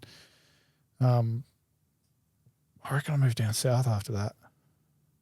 And that's where Wollonga got... Back to Wollonga, got developed. Facelift, And then, so me and Brian Telford built Wollonga and a bunch of other stuff. And that got pretty wild down there for a little while. And that's where I did see in the comments a while ago, like someone on Rudsy's podcast was like, oh, by the way, Paul lived under a table at Jared's house. That's where I was living then, So that's where I got kind of home invaded, and that's where the search for the Kung Fu started. Yeah, rightio. But we lived down that way then. So I had Paul was living at the house, and I had a mate I was renting the house with originally, so it was just me and my mate Ryan, and then his girlfriend moved in, and my girlfriend lived down the road, and so there was three of us. It was a 2-bedroom house, but had a huge spa bath on the back patio. It was just a party house. It was sick, man. Like it was pretty good. Yeah. And we were I completely forgot what Paul said a while ago. He's like, do you remember the day we had this lounge room, and it was like sunken. So you come in through the kitchen off that had this massive, I don't know what you call it, like sun deck at the front. Yeah. And you come in, and then you go in, and then the lounge room was sunk down like some sort of 70s party house bungalow thing. Yeah. I think they do call it a bungalow, not because of the sunken floor, but just the layout of the house. And then you go out the back, and there's the deck out the back with the huge spa bath, like the biggest spa bath 80s you could porn get. style. It cost nearly $1,000 to fill the water and chemicals every time we used it. We're sitting on the lounge one day. The door just rips open, and one of my mates, he used to write Realise. He's one of the people that's responsible for cameras on public transport. He used to get on at 73A bus stop down south, and he'd get on the bus and just write Realise on the roof, and then get out the back door before they could get kicked off. And then if he didn't do that, he'd there's a lot of letters in Realise. He'd hang out all the windows. They called them hangouts. That was his school bus in the morning. So he realised down the side of the bus in 3-foot high letters, like hanging out each window, and that was like the early days back then. The early days of graffiti. Yeah. I was growing up kind of in that era. I used to bomb. Yeah. That was, when we were young at high school. I was still back in the he come running in. He just the front door just ripped open, and we were watching TV at this little coffee table, eating our food off the coffee table, and the TV was there. He just come tearing through, opened the back door, ran out, and then 2 massive cops just come running through after him. This is in Aldinga, and it's a quiet little town, coastal town. 2 cops come running in about like 50 metres behind him. Like, I don't recognise. Exciting. I was just like, wow, what's this? And then what is like, what's happening? This bang, and then what, and then the cops come back through, and they're just like, sorry, and shut the doors and left. They didn't say anything. And just like, crazy what's chaos. happening? Yeah, he got away. He ended up running down the road to another mate's house and staying there and in hiding, and got away. And then, that was just one of the things.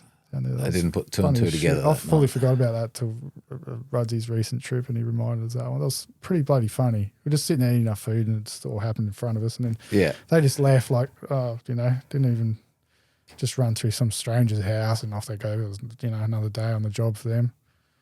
And this is a time when you're riding heaps, you're not injured yet? No, I wasn't injured yet. Yep. No. And then at that So what was the scene like? Like, Adelaide, say, 18 to 20-ish. We're talking mid to late 90s. They weren't, kind of mid 90s. Yeah. They weren't, so rhythms were just starting to become a thing. It was hard to and you had to dig your own, pretty much. And the rain to do rhythms. And so they were around, but there weren't a lot of them. I think Luke Seidel's Ranella Rhythms kind of started it. And then, we got, it had a lot of names, but it was down on just behind Bellamy's Park. Ant Hills and Woodcroft, no? No, before that. Yeah. Just down near Bellamy skate ramp. The Ant Hills, they were in some almond trees down there. Hackham Way there. Yeah. Yep. Jesse and Steve. Yeah. Those guys, man,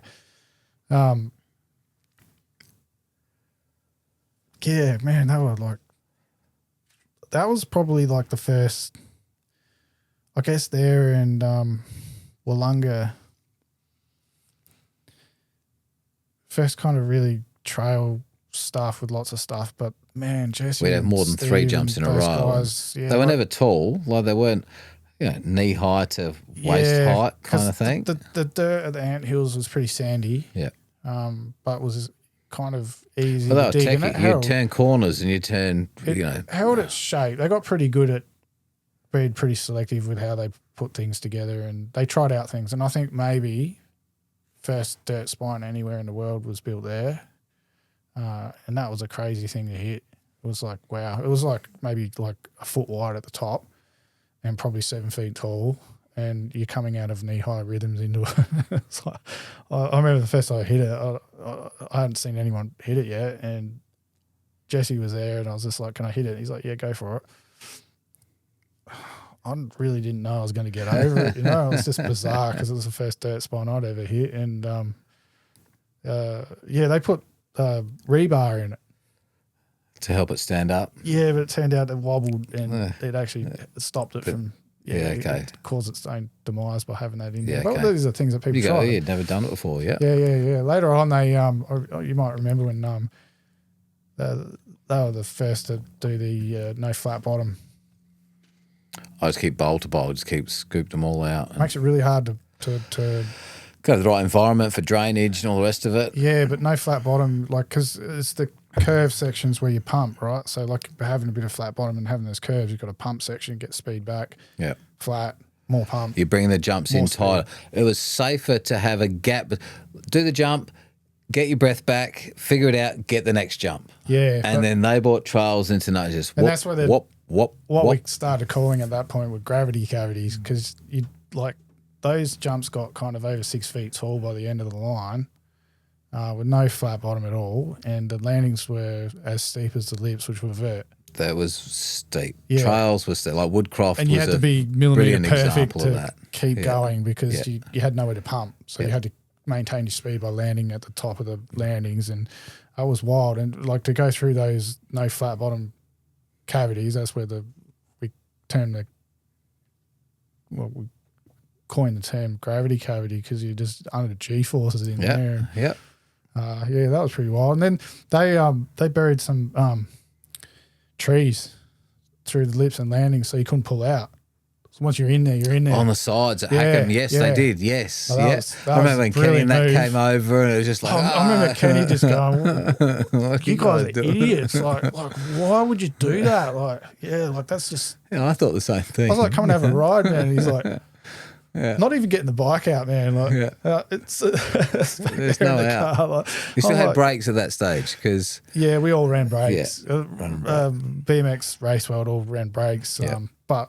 Like I do get like stuff was none of us was sponsored back then, and stuff was Jesse would have been, but not for trail the race riding. side of thing. Yeah, that's his trail bike was a piece of shit. He'd go there. Yeah, that's but his race bike was a carbon wheeled bloody GT museum piece. Thing. Like, beautiful piece of kit. Yeah, but they didn't want him riding trails, which is understandable because skate 98 he did his ankle and that was the end of it. And he was fast, man, far out.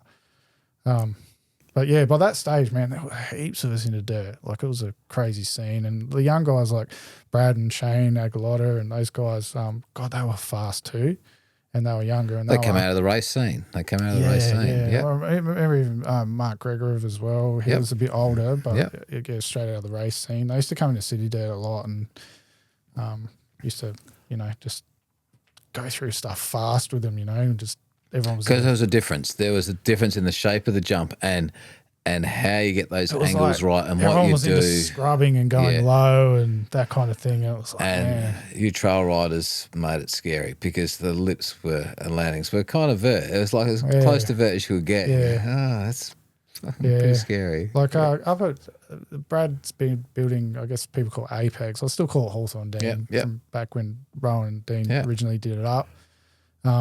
But up in Blackwood there now, a lot of the young kids go there and ride it and love it. But it's Brad Grantham been building that, and Ben and I guess to a lesser extent. It's still going today. I hear they're still digging this last summer and winter. Yeah, the Woodcroft guys like Goose and Jed hits the main line to the right. He just gets so much air. He just lofts, and I miss that. I remember me and Rudsy used to do that stuff. He'd pick a set to go like just stupid high on, and I'd pick a different set, and we'd just do that all day long and just blast, and you had to have real steep stuff to do that. Today, I think like as an older person, I'd kind of like the longer stuff. Rather than boosting up and coming straight down. But it's just I'm a bit rusty compared to what I was. I'm only just getting back into. I'm only 2 years back into having a 10-year break, so I'm still not quite there yet, and I still haven't finished building my dirt jumper, which I should have, but I got distracted by other things, and money. But yeah, it's watching those guys ride is pretty rad. Brad's out there he's like the glue at the moment that's put that place together, and everyone's come out to help him. He's got a fair little crew there looking after it, and there's a lot of young kids that go up there that don't. I don't think they fully understand or appreciate the amount of effort he's put into it, because it wouldn't exist without him. They just kind of take it for granted. And these dirt jumps don't dig themselves. They don't wet themselves. They don't water themselves. They don't repair the edges. Yeah. I mean, City Dirt, we've got the same thing. It's like Nigel and Callum were out there building that. City. Yeah, and then now they've taken a step back from doing that, and a few other people. You need the next person to stand up. You need the next. Yeah, but it's like kids the young kids don't seem to be that interested. Some kind of half are, but their friends aren't, and then they just follow their friends, and so like everyone's kids, into mountain bikes you need to dig. now. You need to dig. It's 2026 now. You need to dig as much today as we did in 1996. Because no one else is going to do it for you. Get off your asses, put your phone away, and dig. Mate, if someone doesn't step up to the plate that's younger now, there's not going to be stuff in 5 years. Yeah. At some point, It'll degrade in the summer. It'll because kids go there and they just ride their scooters and the kids slippery slides down the jumps. You got to fix it and educate the public. It's like, no, this takes a lot of time. We look after it, help us fix it, make it work. I've watched in the past 2 years of doing downhills. I've watched places like there's one we call it Randall's Reserve, but the kids call it Smoothies. It's not smooth anymore. I've watched 6+ inches of topsoil disappear, be eroded from that trail to the point where it's now really bumpy. They don't understand the amount of effort it takes to maintain and look after plate. They just rip into it and they just use it, and then who's left to look after it? And dry riders, it's a bad word, isn't it? Yeah, so like if you jump the fence and go over to Brownies, you see how bad it really gets because that's where they all like to ride, and it's horrific over there. I'll hit it every now and then, but I can only do it with people that can ride really well because it's pretty gnarly. Like it's pretty decent. Yeah, you've got to have a high level of skill to get through there. And even then, I know some pretty high level people that have broken themselves pretty badly going down there. But that's the way it goes. If you don't bring in a shovel and look after some stuff when you've got the opportunity in the winter when it's raining to do that, then it's just all going to degrade till it gets down to bedrock, basically. Yeah, yeah. And then it's just no good for anyone. Yeah, yeah. And if you've ridden Linton in the recent, past year, you know what I mean. Like it's rock hard. 30 kids gets to train every run, train run. There's 30 kids on it. Yeah. Especially school holidays. We might take a little break. I'm going to just put a camera back on again. We're going to have a breather. So, Jarad Simpson, 2026. What do you do with yourself now? I try to keep busy. Doing what? Yeah. Do a lot of electronics stuff, like repairing old electronics and keeping it running. I've got heaps of arcade machines and hardware and old video game consoles and that kind of stuff. And that's I've got enough that there's a lot to do there. Yeah. Keeping that stuff running, not so easy to get parts for anymore. What about your day job? Yeah, now I work as much as I can, which isn't a lot. I'm only part-time. What are you doing? I repair property that gets damaged. So I work for a community housing organisation. I've been there for years now. I think this stint, it'll be 9 years this year there. So you get to meet some interesting people? Oh, that's what keeps me coming back, actually. Yeah, all the people. Yeah, even the people that, sometimes they're jerks to me, but I still like it. I still like them. And what I like is actually getting past that they think I'm a jerk stage, and then they kind of break down that wall, and then they kind of accept me for being just a general person like themselves. But today when I was in the office, there's, there was a bit of people coming in and just yelling at people behind the counter.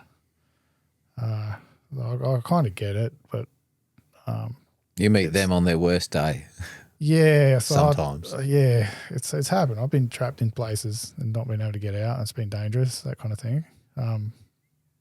But generally, it's the people that live there. They are people, and they've all. You never know the battles that people are fighting inside their heads. So very true. It's made me a better person. Yeah, but I worked for them before too, and then I went away for a few years and came back. And I've been there ever since. And it's an unusual company because out of all the community housing companies, they do social work. They do social support services where none of the other community housing providers do that stuff. Just the company I work for. I don't really have a lot to do with that. They've got a challenging job. But that would be kind of good to see that happen with every community housing organisation, and people get a bit more support that need it because it gets people back into life. I've been there. Yeah, because we didn't really speak about your injury. Like, you're this young BMX kid, you got some good skills coming up. Yeah, started to get good. What? And then, because people around me oh, you're pretty good. And I'll be like, no, I'm not even there yet. Not even scratched the surface of where I want to be. And then right as I started getting to that point where the sponsors just fall just started falling in, you know, like where it used to be really expensive, it became quite cheap. Like with a co-sponsorship with Megabike and S&M and that kind of stuff. Because that was your brand. S&M was S&M. Yeah, hell that's your brand. Man, yeah, Jarad Simpson. Man, there you go. Man, Chris still doing like what bike brand's better than S&M right now? There you go. They're the top of the field. Yeah, I mean, like go and get a Standard or whatever for sure. I mean, they're still good. Anything if it's made in America, it's good. Jarad always had the yellow. S&M, Yeah. you know. I've still got that frame. I'll never get rid of it in my lifetime. Yeah. That's got a lot of story behind it. But yeah, Gary Patterson did us clothing there for a while too. Like that was bloody helpful too, because that's definitely an area I didn't have money for. So getting help with BMX parts sponsorship, that made a huge difference. I mean, I could ride a lot harder. Had I had that earlier, probably would have been better quicker. But got there in the end. And then, you know, like I picked up Levi's and Kramer helmets and a bunch of others. It started just kicking off, you know, and it was like, wow, this is cool. I'm going to America, you know, this is where I was heading. And yeah, what were you doing to feel like you deserved that or you were awarded that? What was in your life for this stuff to happen, for that stuff to happen? You've got to be a bit crazy, I reckon. You've got to be super competitive. This is one of these things where it's like you got no coaches, right? Like it's a non-coachable sport. You've got to drive yourself. You've got to have that motivation. You've got to have that will to want to succeed, and you've got to be super competitive. And at that time, I had all those things, but it wasn't my destiny to do that. That door closed, and it closed in a spectacular fashion because I got a back injury that I couldn't get past. I tried my best. Even at the second X Games, I went, but it was just so painful. I couldn't compete. I ended up like my neck seized so bad that I couldn't even I had to turn around like an old person and use my feet to turn around. You know, it was like people were throwing. They had those Maxi Bond like half ice cream biscuit things, and I was just giving them away every day in abundance, and people were just pegging them at people. Yeah, I remember Bike Boy was the biggest target. And people were just pegging it at him. I couldn't throw anything at him. With his tattooed butt cheeks. Yeah. He was all right, but he copped a lot of Maxi Bonds. You did. And I remember just seeing him fly through the air, and I'd have to stop and turn around. By the time I turned around, it already hit him in the head, and he'd already, be like hiding, ducking for cover. So what happened? How did you become injured? Like, was it a 1 minute, 1 day, one thing, or was it cumulative events? I had a few little telltale signs where I had a few spasms here and there, but then I was with Jesse one day. Around or something, yeah, I was with Jesse one day at Ranella Rhythms, and the grass was wet, and I ran on my feet and slid, and then just when I came to a stop, when I gripped, I stopped sliding. It went, and then took 4 people to get me in the car. Something just as stupid as that. Hey? Yeah, and then Do you regret that day? Do you? No, that was it. It would have happened doing something the else. Next day, doing something else. Yeah, or the next week or whatever. It was about to happen. So it's a genetic thing, and it was just going to happen. And I'd pushed myself stupidly hard. We didn't have foam pits, so at best we might have a soft landing. Or the dam jump, if anyone went to that. Hurt, man. Yeah, that was not. Yeah. Like softer than dirt. It was softer than yeah. Like it was, man. When you slapped into the water, you knew about it. Like that was the end of your day. Yeah. You could handle maybe 1 or 2 slaps, and then that was, it's like being punched in the kidney. Yeah. I didn't do a lot of lake. I didn't really find it conducive to landing the lake jump. I mean, flips, sure, but everything else I just send it, man. Yeah. So occasionally we might find something where we could mull the landing up for a while, like at the end of winter, and we could kind of make it soft, and you have to go back and mull it up every few jumps. And so, how was progression? Like,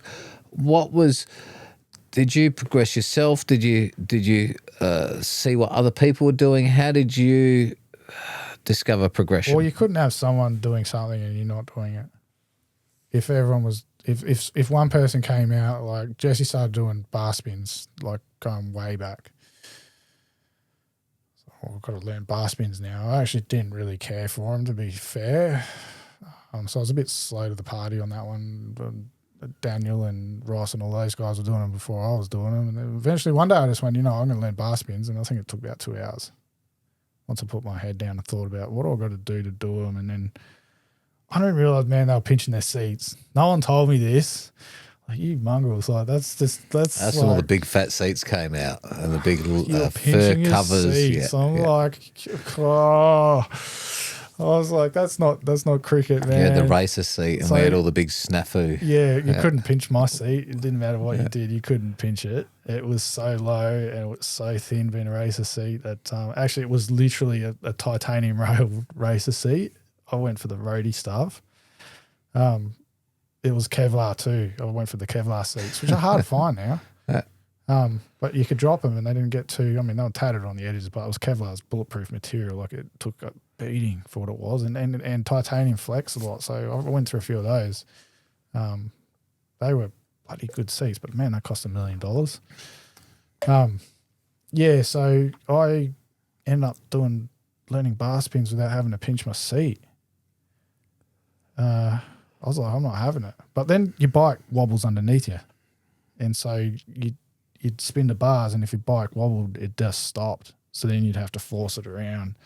So then we had, bus drivers and truck drivers, and you think, well, aren't they the same thing? No, one's where you actually physically move your hand around, and the other one's where you just flick the bars. Yeah, you're holding your bar continuously all the way around. You got 2 seconds in the air? So you got to go up, and in 2 seconds you got to work out whether or not you're going to be driving the truck or driving the bus. You just you'd spin it and just go, oh, that didn't go anywhere. Shit, and you got to correct it. Yeah. One day I did a double bar spin over a pretty big set of double. Only a 48-16 combo to get over it, which was like ridiculous combo. The golden ratio is 44-16.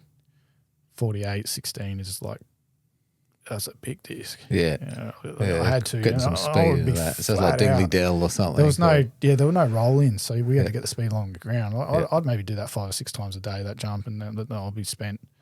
I still ride everything else, but I wouldn't be doing another 5 or 6 of those again. That took a lot of fitness. Because you used to have to pedal. Most jumps were on flat ground. On flat ground, pretty much Ranella Rhythms, there was a few That parks, jump was maybe 6 feet high, and it had a really kicky lip. And a pretty steep landing, but a really kicky lip. And it used to send you up pretty high. And I remember one day, I had my mate, Sig from WCA over in Melbourne. Shout out to Rod. He was over with a camera and he was filming us. So sent a double bar spin, and it got about 1.5 times around and it just stopped dead. And I went to grab it to pull it around, but I've grabbed the wrong bar, and in the time I went, oh shit, I've landed with the wheel 90 degrees. Punch the bars into your guts. Whack into the ground. And this was a weird one, man. I felt something pop in my ear. It felt like liquid. I was like, oh, man. I remember getting up and going, oh, it's my ear bleeding. And everyone was like, no. It was just a brutal stack, really good stack, And I didn't have a blood nose. I didn't have a scratch on my face. I didn't have any gravel rash. Physical. Yeah. I just thought I'd perforated my eardrum or something, and then that went away. And then I stopped riding that day because I thought I must be concussed. Surely I'm concussed. We didn't even ride with helmets. Yeah. I got away with that one. And then I was on that was on camera, and I was like, wow, we had some pretty good stuff on camera back then. And then about a week later, we were over in Melbourne for probably, it would have been a Supercross jam. It might have just been a trip to Melbourne, I don't know. But yeah, with with Stevie and Dave and Stumpy and Rod and all the guys from Dymo Valley. And we were on the train, and it stopped at the Melbourne Tennis Centre and doesn't normally stop there. I went, oh shit, let's get off. So we went to go and look at some WCA pieces that were down that way. Rod was like, oh yeah, let's go and have a look at this. I've got this old piece here that I did back in the 80s. It's still there. I was like, yeah, sick, let's go and have a look. And he left the camera on the train.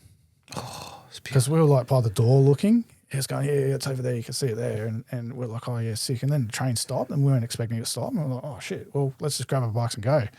And it was, 20 feet back up the train where we were sitting. And he forgot about it. And so, man, they were expensive back in the mid-90s. That was like a high-8 camera. Yeah. So lost all that footage. Bummer, because there was that stack was epic, man. I'd love to show people that. So where did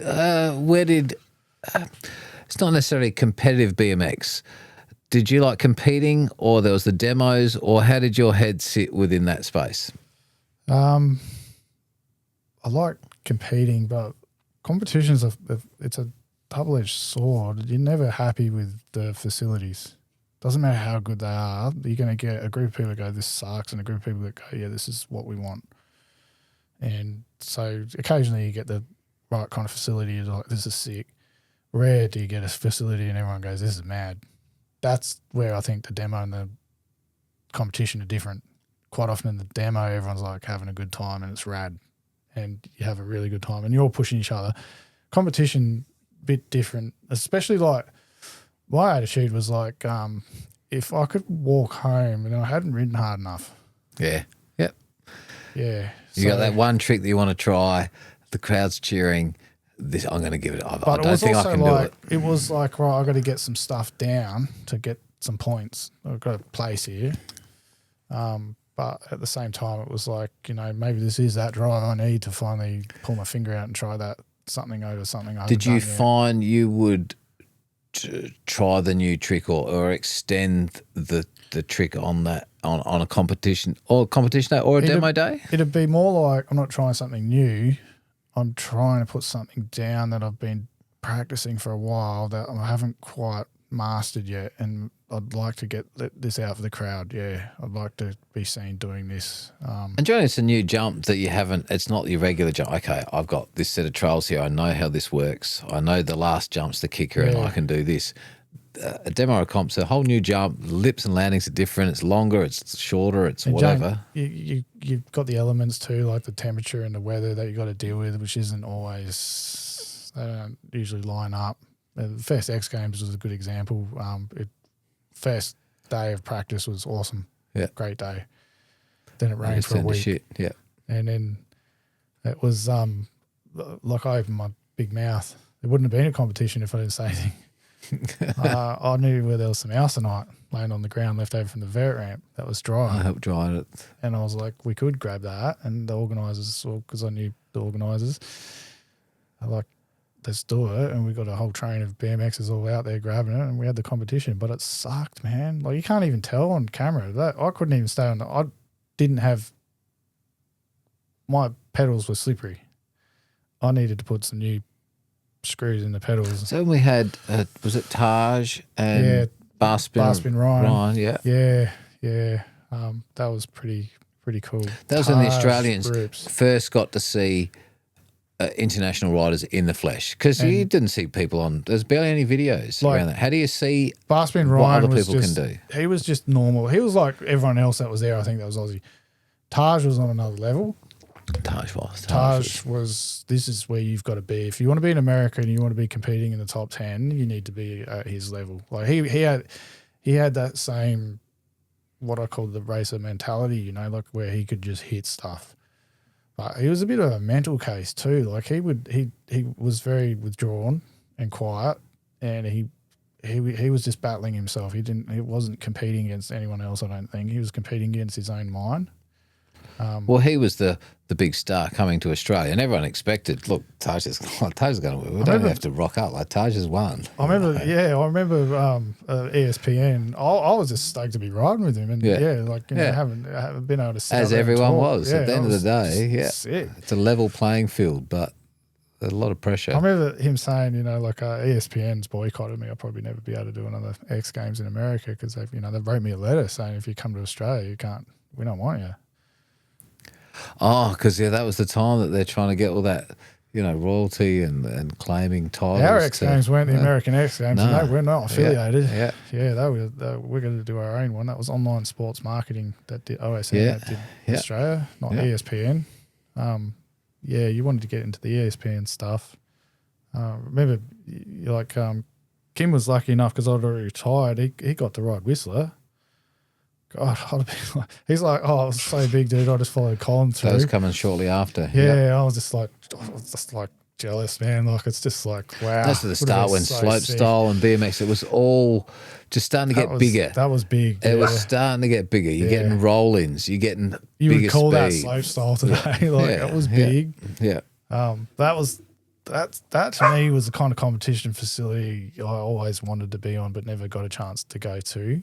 And by that stage, I was just happy to be riding, you know. So, but when my back went, I had to give up everything. And we were just about to do a thing with Kramer helmets. So we were going to do a crazy video. It would have been rad. Motorhome around Australia trip was planned. And then I think we were going to go around America and do the same thing, just a big road trip. And we had props road falls back then. Yeah, that was it. That's where you learn everything. Yeah. Yeah, and I think they wanted to do something like that. And a bus full of people, Aussies in America, like me in particular, that would have been people watch YouTube for that stuff. That's the leg up, yeah. That's like Pastrana kind of stuff, like just silliness. Like it would have just been a riot, man, you know. I used to drink a lot and smoke a lot. And I remember Ryan Brennan, he got kicked off the ESPN circuit for something else. It wasn't because he was coming to Australia. They did write in the same letter. But he got kicked out because he did a competition over there, and you could see it on props.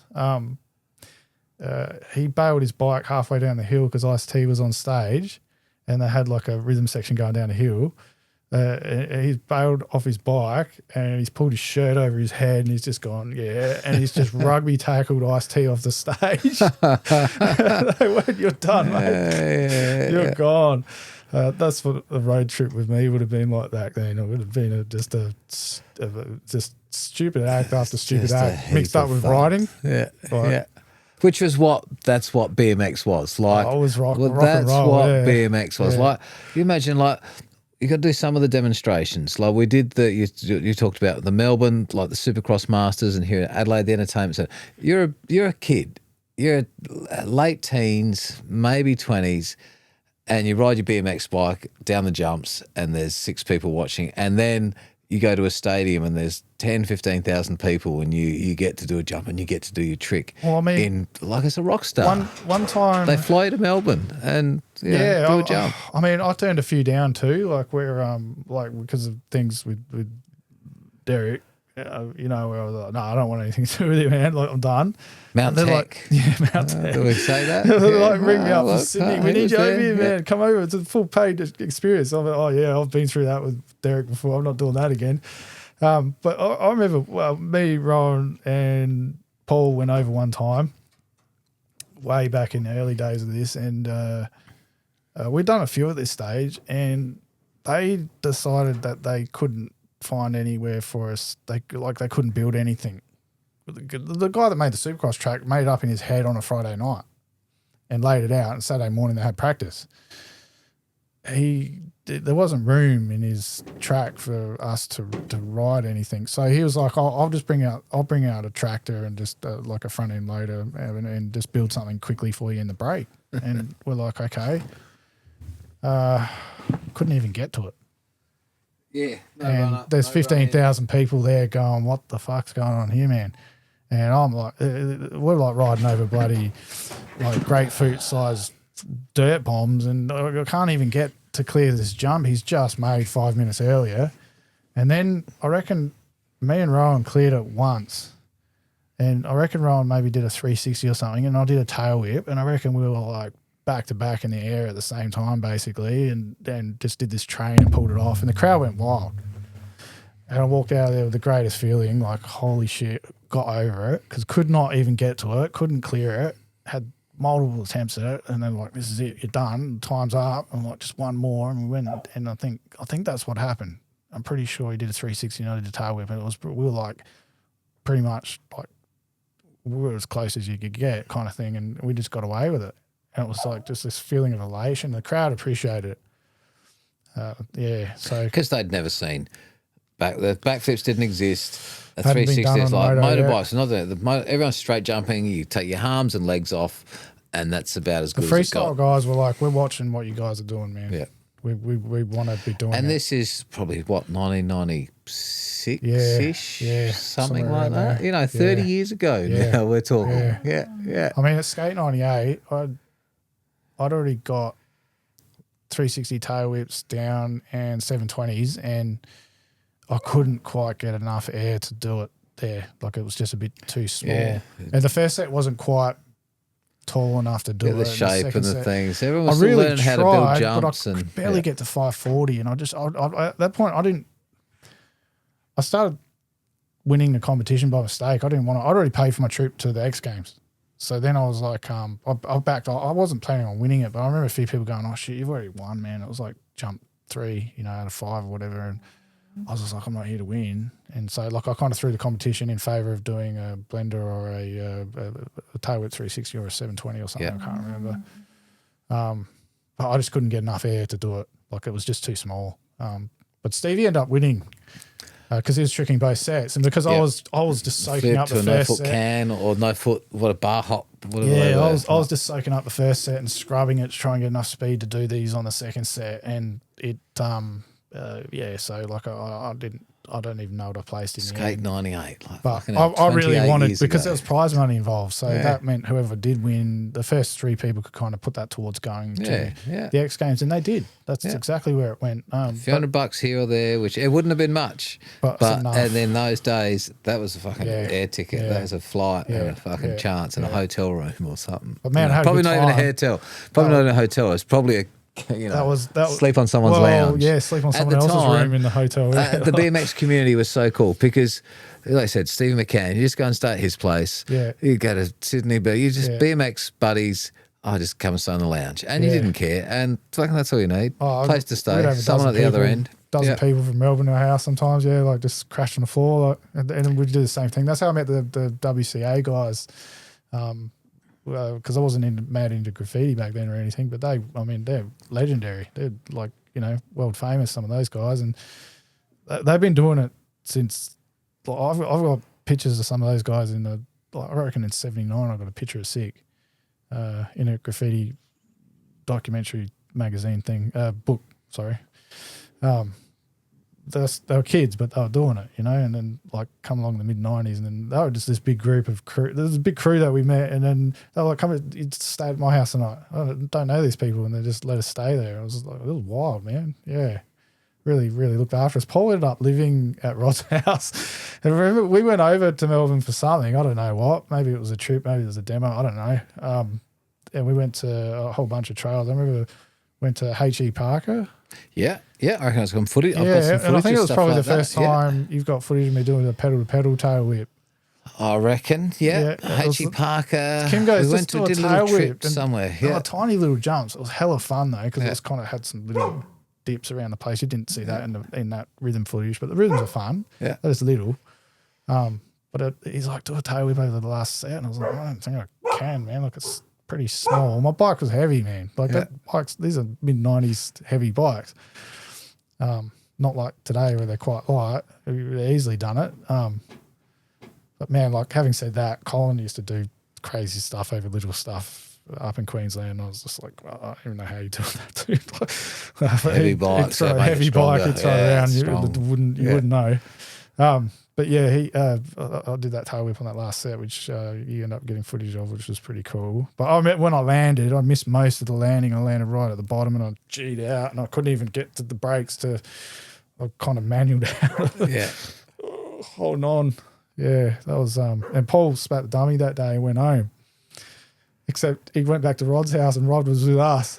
And I remember going, I don't know where he's going, man, because he's coming back to my house. Paul's like, I hate this place, man. I've had enough of it. I want to go somewhere else. Fucking good Having memories. a bad day. So yes, who were some of the other characters in your fond memories?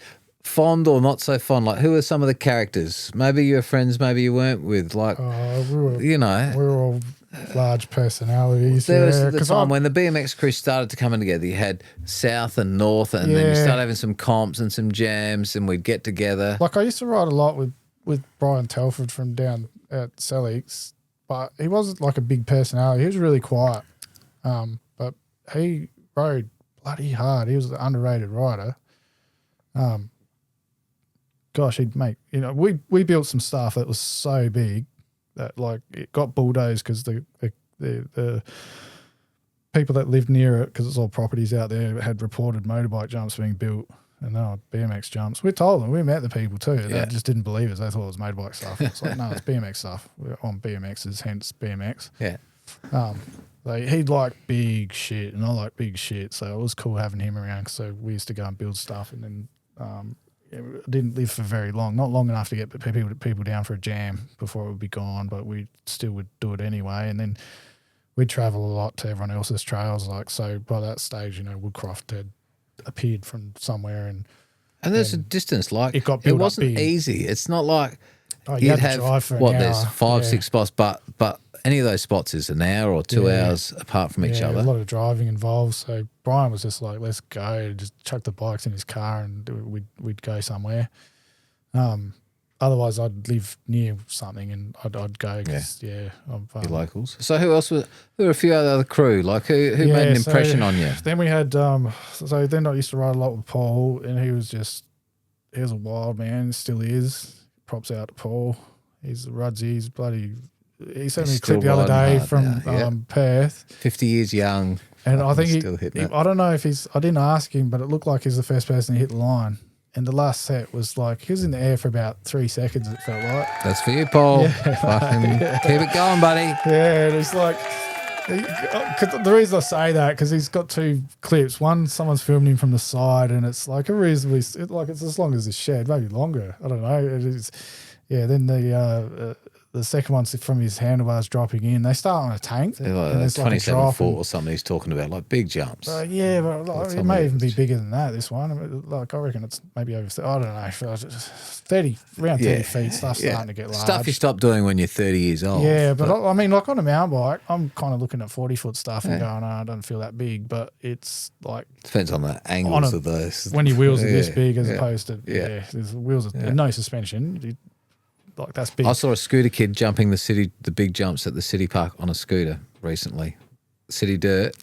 There's a kid that has jumped the big line on a scooter. Was it motorised like a No. So get back to your conversation, but to say wheel size, that's a whole new world out there. From his handlebar view, from his POV view, man, he's really like hanging in the air. But he lands. And he gets off his bike and he was just like, yeah, it's good, man. It's good. So I wrote back, I concur. It looks good. yeah. I'm not doing it. Well, I don't know they let me because I'm on a 26-inch these days. So you were pretty tight with Paul. Like you two had a pretty tight bond for Except then we fell out for a little while over silly stuff here and there, like the shape of your lip. No, that was more like I'd fall out with Toby about that shit. Like the landing wasn't steeper than the takeoff. Toby'd have big problems with it. Yeah. One morning I woke up to my mate waking me up. We were living at Happy Valley, just up the road from the BMX track, and Big Julesy wakes me up and he's like, "Jizzo, wake up. Fucking, what's going on?" He's like, "Get out of bed." He just rips me out of bed. Big Italian dude. Just throws me down the corridor. And I'm like, I still can't see my eyes. And he's like, just push me in the laundry. And I'm kind of like, still can't see out my eyes. And I'm like, what's going on? And he's just like laughing like a little kid. He's like, can't even tell me. He's just like, look. He's like hiding in the corridor, but he's pushed me into the bathroom. So then Paul's curled up on the ground and he just opens his eyes and just looks up at me. And I'm like, what's going on? And then I see there's just this massive turd next to his head. He's curled up. It's like that, man. Like it's just, and man, it was a good healthy shit. I'd have to say, I had that curve that I know is healthy now. I'm old enough to know these things. It was healthy. But it was as big as my forearm, and I just started laughing, and I could see what Julesy was laughing. And then Paul never forgave me for that. I remember him looking at me and then looking at the turd, which was there, and then looking at me, and he's like, "Oh, you're a fuckhead." And it's like, for a long time, he thought I think he blamed me for doing it. And Hey, come clean, Jarad. Here you go. And I would. That's the whole thing about me. It wasn't him, Paul. All right? The whole Fuck thing off. about me is 100% will come Get over clean. it, buddy. Get over it. Yeah, Fucking wasn't Jarad. it's like we're always like having digs at each other and shit, but I thought it was Julesy. Yeah. And then recently Paul's like, he's like, he did it nah, himself. yeah, that's what he reckons. Yeah, I still think it's Julesy, to be honest. To be And then fair, I fell asleep. It drained my energy, and I fell asleep next to it. Julesy's 6.5 feet tall, and Paul's like 6 feet. Yeah. I'm thinking this thing's huge. Like it's got to be Julesy, but I don't know. At the end of the day, anyways, forgiving me for it. Yeah. We're all good We've again. moved on. Yeah. That took a few years for him to get over. Yeah, but like, there's heaps of other things. There was a time, one day we were down at the trees. He's going to hate me telling me this. It's got to be told, Rudsy. We're down at the trees one day digging, and it was like me, Toby, the Blackwood guys, Paul, and a car pulled in. And the trees were down on the corner of Marion Road and South Road in a park, and it was an old olive grove. Whereas now the Southern Expressway now. It's all gone now, yeah. They had the bottom of the expressway back then, and it met right up the edge, but it's all gone. But these were like real old olive trees, and so they were in rows. And we saw the front end of a ute just come down the road we were working in, and they were pretty tech jumps. Like they weren't, you didn't want to really ride them. Like there were no flat bottom, really tech, dangerous stuff. If you couldn't, you had to be real high level. That's how we stop people riding shit. Yeah. Just make it super First tech. two filters are really awkward and kooky.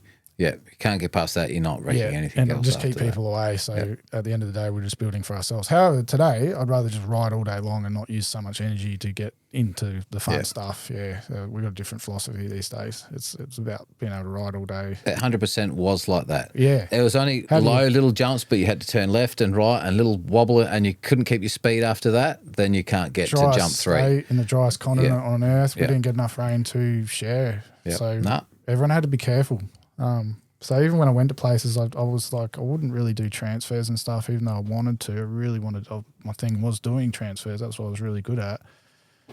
I just didn't want to trash a landing if I got it wrong on the first jump or two. Usually I wouldn't, but I just didn't want to crack their landing because that's their summer done. Like that jump's gone till winter comes, you know. And this happened all the time. Even we had lips that would snap off and all that kind of stuff just from people using them. But anyway, we saw the front of this truck come in, and Paul's going to be, man, he's going to be pissed.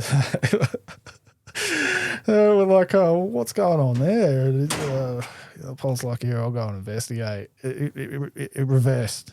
And we're like, oh, perhaps it's the council. So anyway, we didn't see Paul for about 10 minutes. It was a fair while.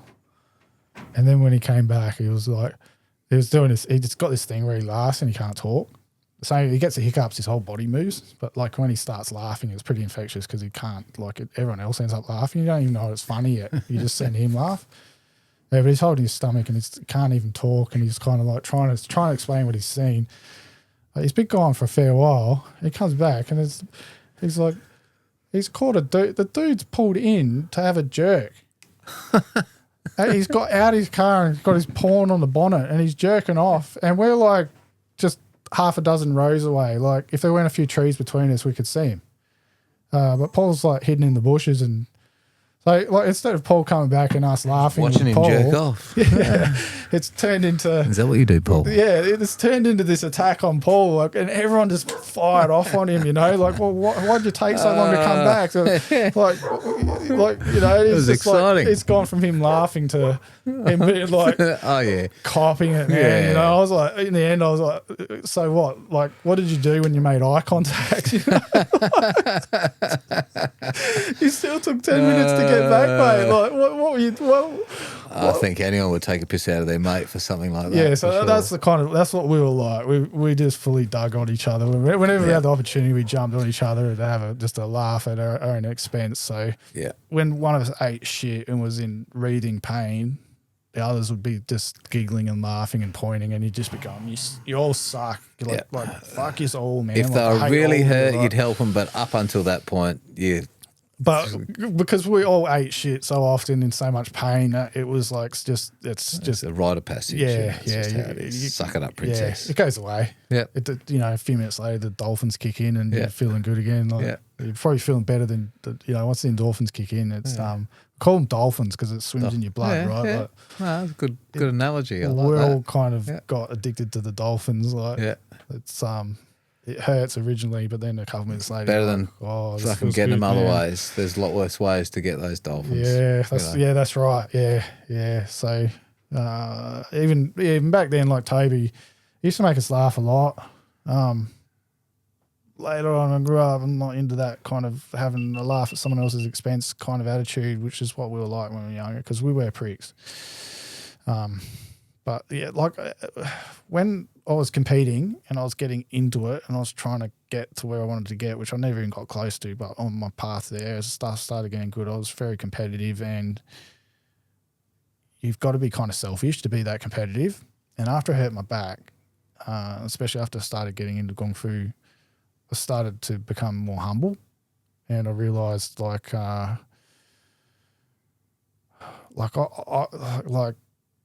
homeless beggar on the street could be Jesus reincarnated for all I know, and it might be a test, and I've just treated him like an asshole because he's some homeless beggar. I started to realize this stuff, and I thought, you know what, I'm not better than that homeless beggar. I'm just different, and I'm not that millionaire over there that's making Teslas and stuff. He's not better than me. He's just different. When we've got different paths in life, but we're still the same people breathing the same air, and we're still made of the same stuff. And actually, we're all the same, but we've all got our own missions in this world and paths that we're on, and that started to kick in. And so the whole being,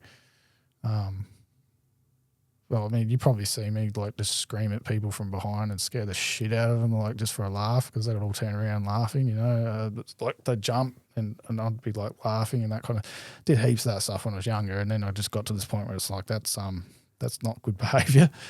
That's kind of BMX. Like that is BMX. It is skate. Like that, you're obnoxious kids, and you're allowed to be. And that's if you're nice and polite, then you. I don't know. You can be an older BMXer, but I think a young BMX, that heart is. It's all about that. I mean, Adelaide's a small place, right? And we had some pretty mad skateboarders here, but there wasn't a big community of them. And you don't mess with them. They're going to give you shit. They're going to smash stuff. Like, they're going to break stuff. America, but they're good people. Yeah, they're real good people. And then, like, if you went to America, though, if you went to California, you'd go to a party and it'd just be like 100 skaters there just going nuts. I mean, like full rock and roll, like just full send parties. Here, it would have been like BMXers or surfers or whatever. So there's not a lot of people here. So whatever we had, and we were just one of these groups that was like doing that on our own. You didn't need, if you had 5 people feeding the fire, it'd be a bigger fire. Yeah. If you've only got 2 people feeding the fire's a reasonable size. You can maybe put that fire out. We went over, me and Daniel Beard and Brian and Greedy and another mate. He didn't ride, just was mates with us. We all ended up jumping in his little, God, what was it? Oh, it was a bloody TE Sleeker, like the little tiny Sleekers, not the fastback ones, but of that era, early 70s Sleeker. And we all piled in there and drove to the olive green or a olive green. Oh, yeah. There you go. Yeah. We jumped in there and went to Geelong for the World Cup. And Daniel, it was so windy, I ended up not bothering to ride. And the landing was like this, and the lip was like I reckon 9 feet tall and like this, and the landing was like this, and it was just blowing a gale, and I was like, actually, it doesn't. Go back to the skate park and ride, and there's a BMX track and stuff. I'd rather just do that. So, but the only person to jump the jump was Daniel, and he did a backflip, and he got in Sports Illustrated for it. So that was a full, So it's good putting these memories together. He was loving it. Yeah, like you were asking about that. He had a good story to tell. But like, I reckon what he'll tell you about, though, is not that. It's the party that night. So we met the skaters. This is definitely where BMX is just your local BMX riders didn't hang out with skaters in Victoria. They were already segregated long before. Our scene was different over here. Everyone got along with everyone. Over there, different. Like I was saying before, in Queensland, same thing. Everyone was all segregated. If you rode flatland, you hung out with flatlanders and that kind of thing. But the skateboarders didn't give a shit. They were like, we're having a party tonight, come over. I was like, yeah, sick. All right. You want a party? So we can party, yeah. And they don't care we had BMXs or anything. We were just, interstate travellers as far as they were concerned. So maybe that's what broke down the barrier. Yeah. But there were no other BMX riders at the park. Like they owned it. Maybe the wildest party I've ever been to in my life. And I've been to some wild parties. I've seen a dude nail his ball bag to the counter, and I've been to some wild parties. But that one was just like, wow. Next level. Glad there's no mobile phones around in those days. Parents went out for one night. Yeah. And that was a full ball party. Yeah. Wow. They burnt everything in the house, went on the fire, caught the tree in the backyard on fire, which set the neighbour's house on fire. The fire department came and put it out, and then the cops still couldn't shut the party down. The laws over there are different. They're not allowed to walk on the property. So they were standing at the front of the driveway. They're not even allowed to put their toes on the driveway. I remember standing there just going, that's like giving them some grief up to a point, but I was having a fair go at them. Not for being cops or anything, just being a lout. I was like, I was in Geelong. I was like, do you know Gary Abbott? Like, you don't know going me. off. Yeah, I'm from Adelaide. Like, they're just like, go away, man. We don't like you. Yeah, you love me. Just having a great time, But I did push it as far as I could go before, they would have snapped. It was just banter. One step from the paddy wagon. Yeah. But after they left, there was nothing else in the house to burn. They burned the furniture. They burnt the parents' mattress and bed. That's a party. That's how the tree caught on fire that set the neighbour's house on fire, was the parents' king bed. So nothing to burn. So all right, next thing I remember sitting down. So I was sitting with mate Andy, we called him Greedy. Me and Greedy were sitting down talking to these girls, and I'll tell you off camera who the girls were later on, because it was just like, whoa. It was like that was a weird moment, but Britney Spears and Pamela Anderson. Nearly for that area. There you go. Parents. It was Britney Spears and Pamela Anderson. That's what the parents were famous people. Anyway, but yeah, so I was sitting down talking to them. I don't even know where Daniel was at this stage. Like, I mean, we were just pissed and just off our heads, and the place is going wild. But I did notice people walking in and out. I noticed the fire got big again. And there was heaps of people coming and going. And then the girls left. They're like, we got to go. So they left, and it was about 1 o'clock in the morning. That's when I really noticed what was going on. People were walking back in with letterboxes and bits of fence, and they had just destroyed the whole street. Yeah, and they were just burning it all. And man, I left something at the party, and the next morning we were like, I'll just go back before we cruised and just see if I can find it. And I walked in the house, and there was like someone had a fire in the lounge room and burnt a hole through the floor. I walked around the house and it was like, whoa. And I saw the dude whose house it was, and I was like, when are your parents getting back? And he's like, what time is it? I was like, 9 o'clock. And he's like, buddy. 10. You're done. And there was just rubbish everywhere. And that's like an American movie, isn't it? Dude, it was sick. Yeah. I was like, cool. What a party, man. I was like, sweet. Thanks for inviting us, man. That was wild. And he's like, yeah, cool, dude. And we just passed out.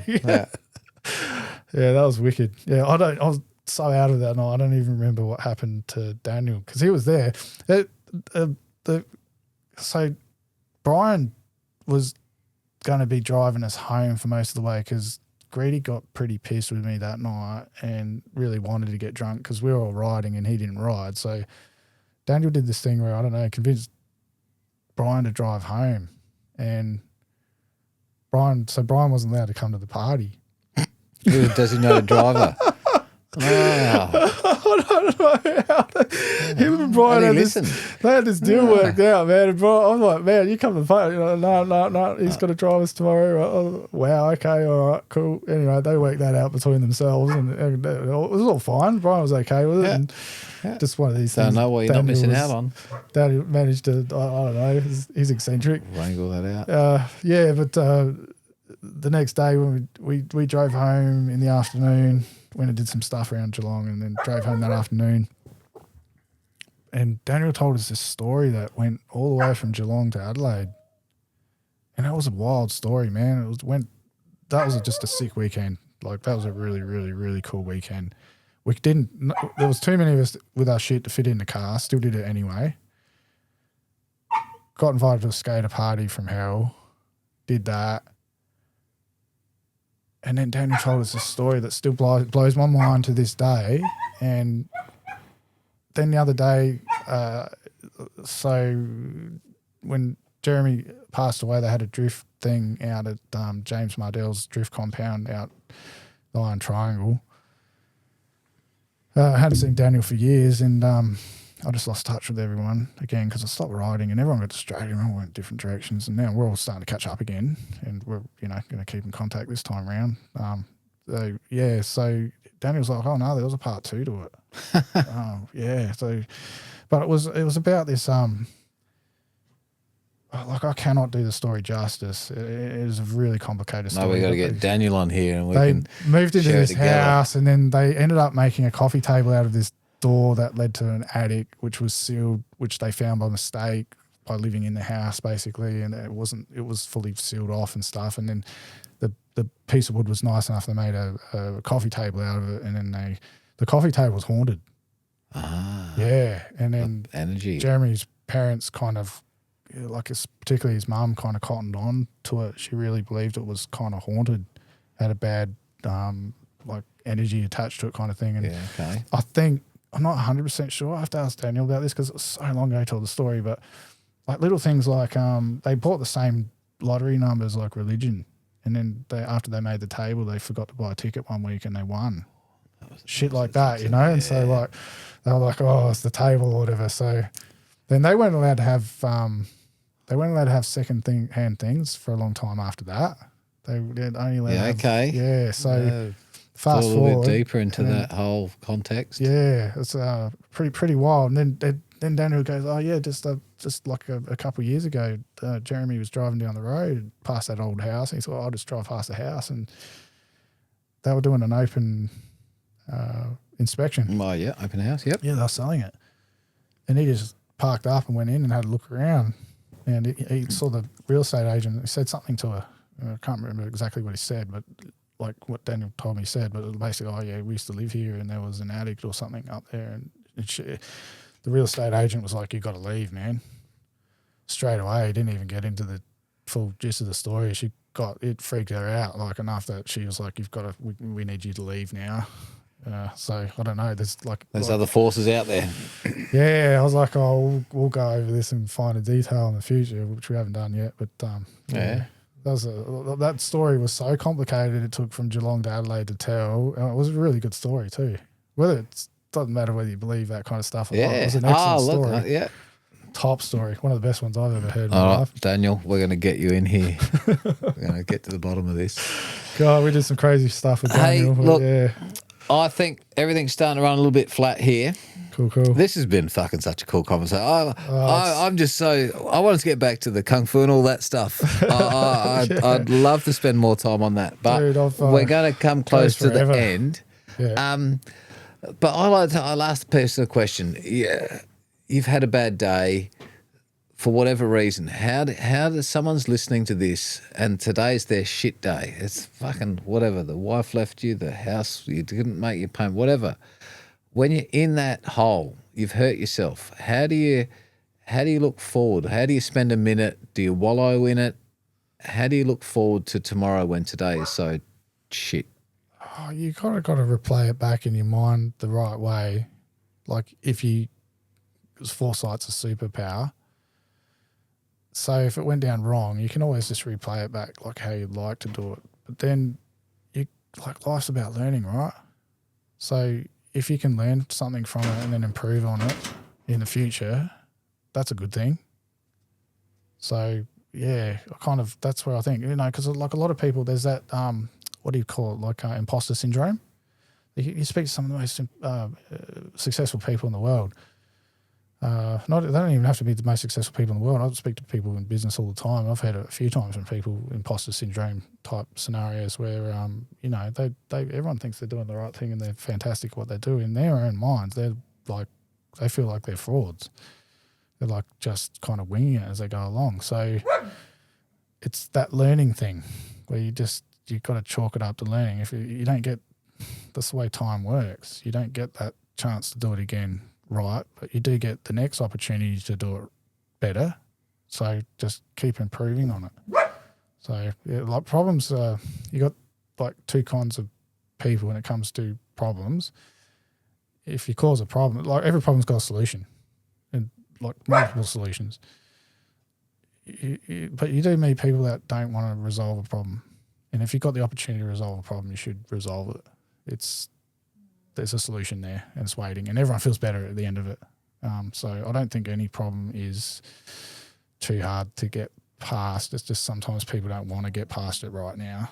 Like as time goes on, perhaps later on. But yeah, if you're having a bad day, tomorrow's another day. I've got a sleep problem. I cannot sleep, but I don't go to bed tonight going, man, I don't go to sleep tonight. I know it's almost a gimme I'm not going to. But there's nights where I just have really awesome sleep, and I just think tonight it's going to be, there's a real high probability I'm going to have that awesome sleep tonight. Look forward to the opportunity. Yeah. Maybe today's the good one. And I know that I'm going to feel better for it tomorrow. Yeah. I don't go into every night going, right, I've got a massive chronic sleep disorder at the moment.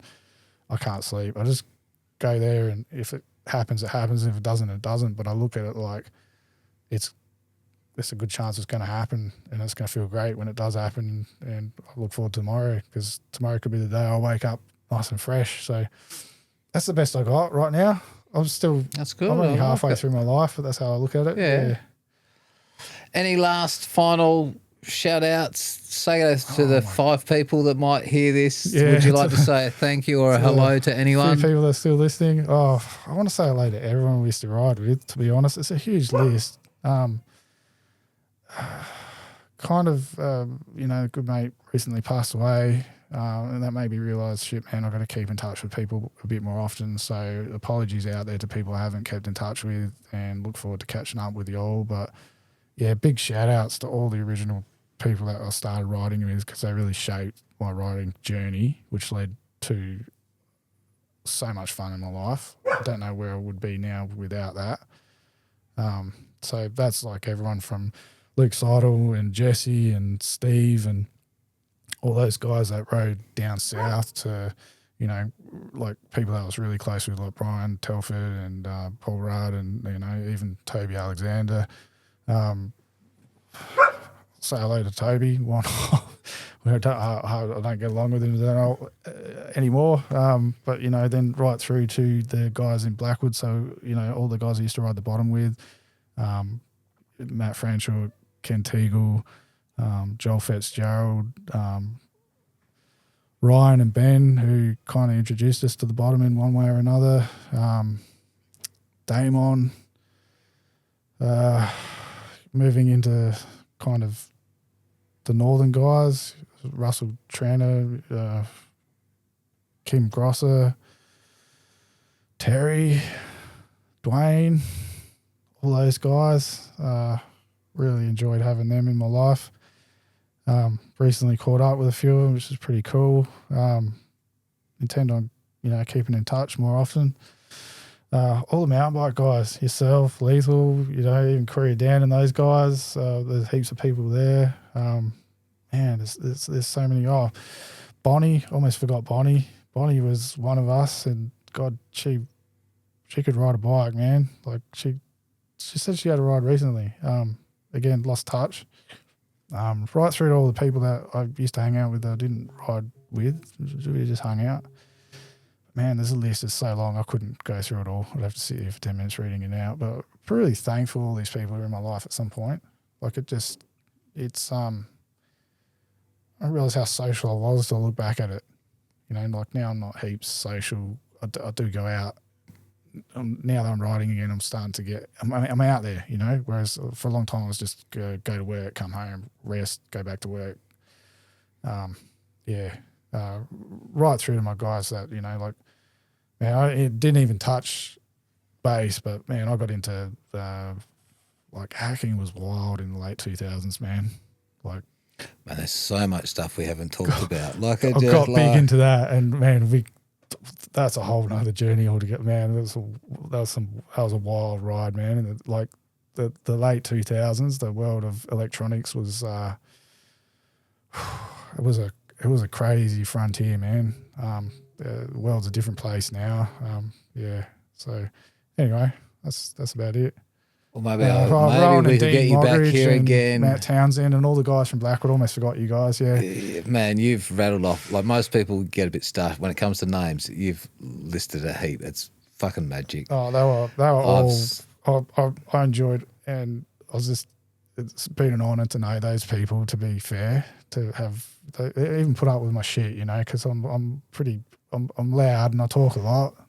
So, you know, if anyone can handle it, I'm pretty impressed. No, look, it's been an honour to have you here and share some of these stories, and I hope to get you back. We'll get some more crew in here. Yeah, for sure. We're going to bring up the wrap-up music, and we're going to call this a wrap.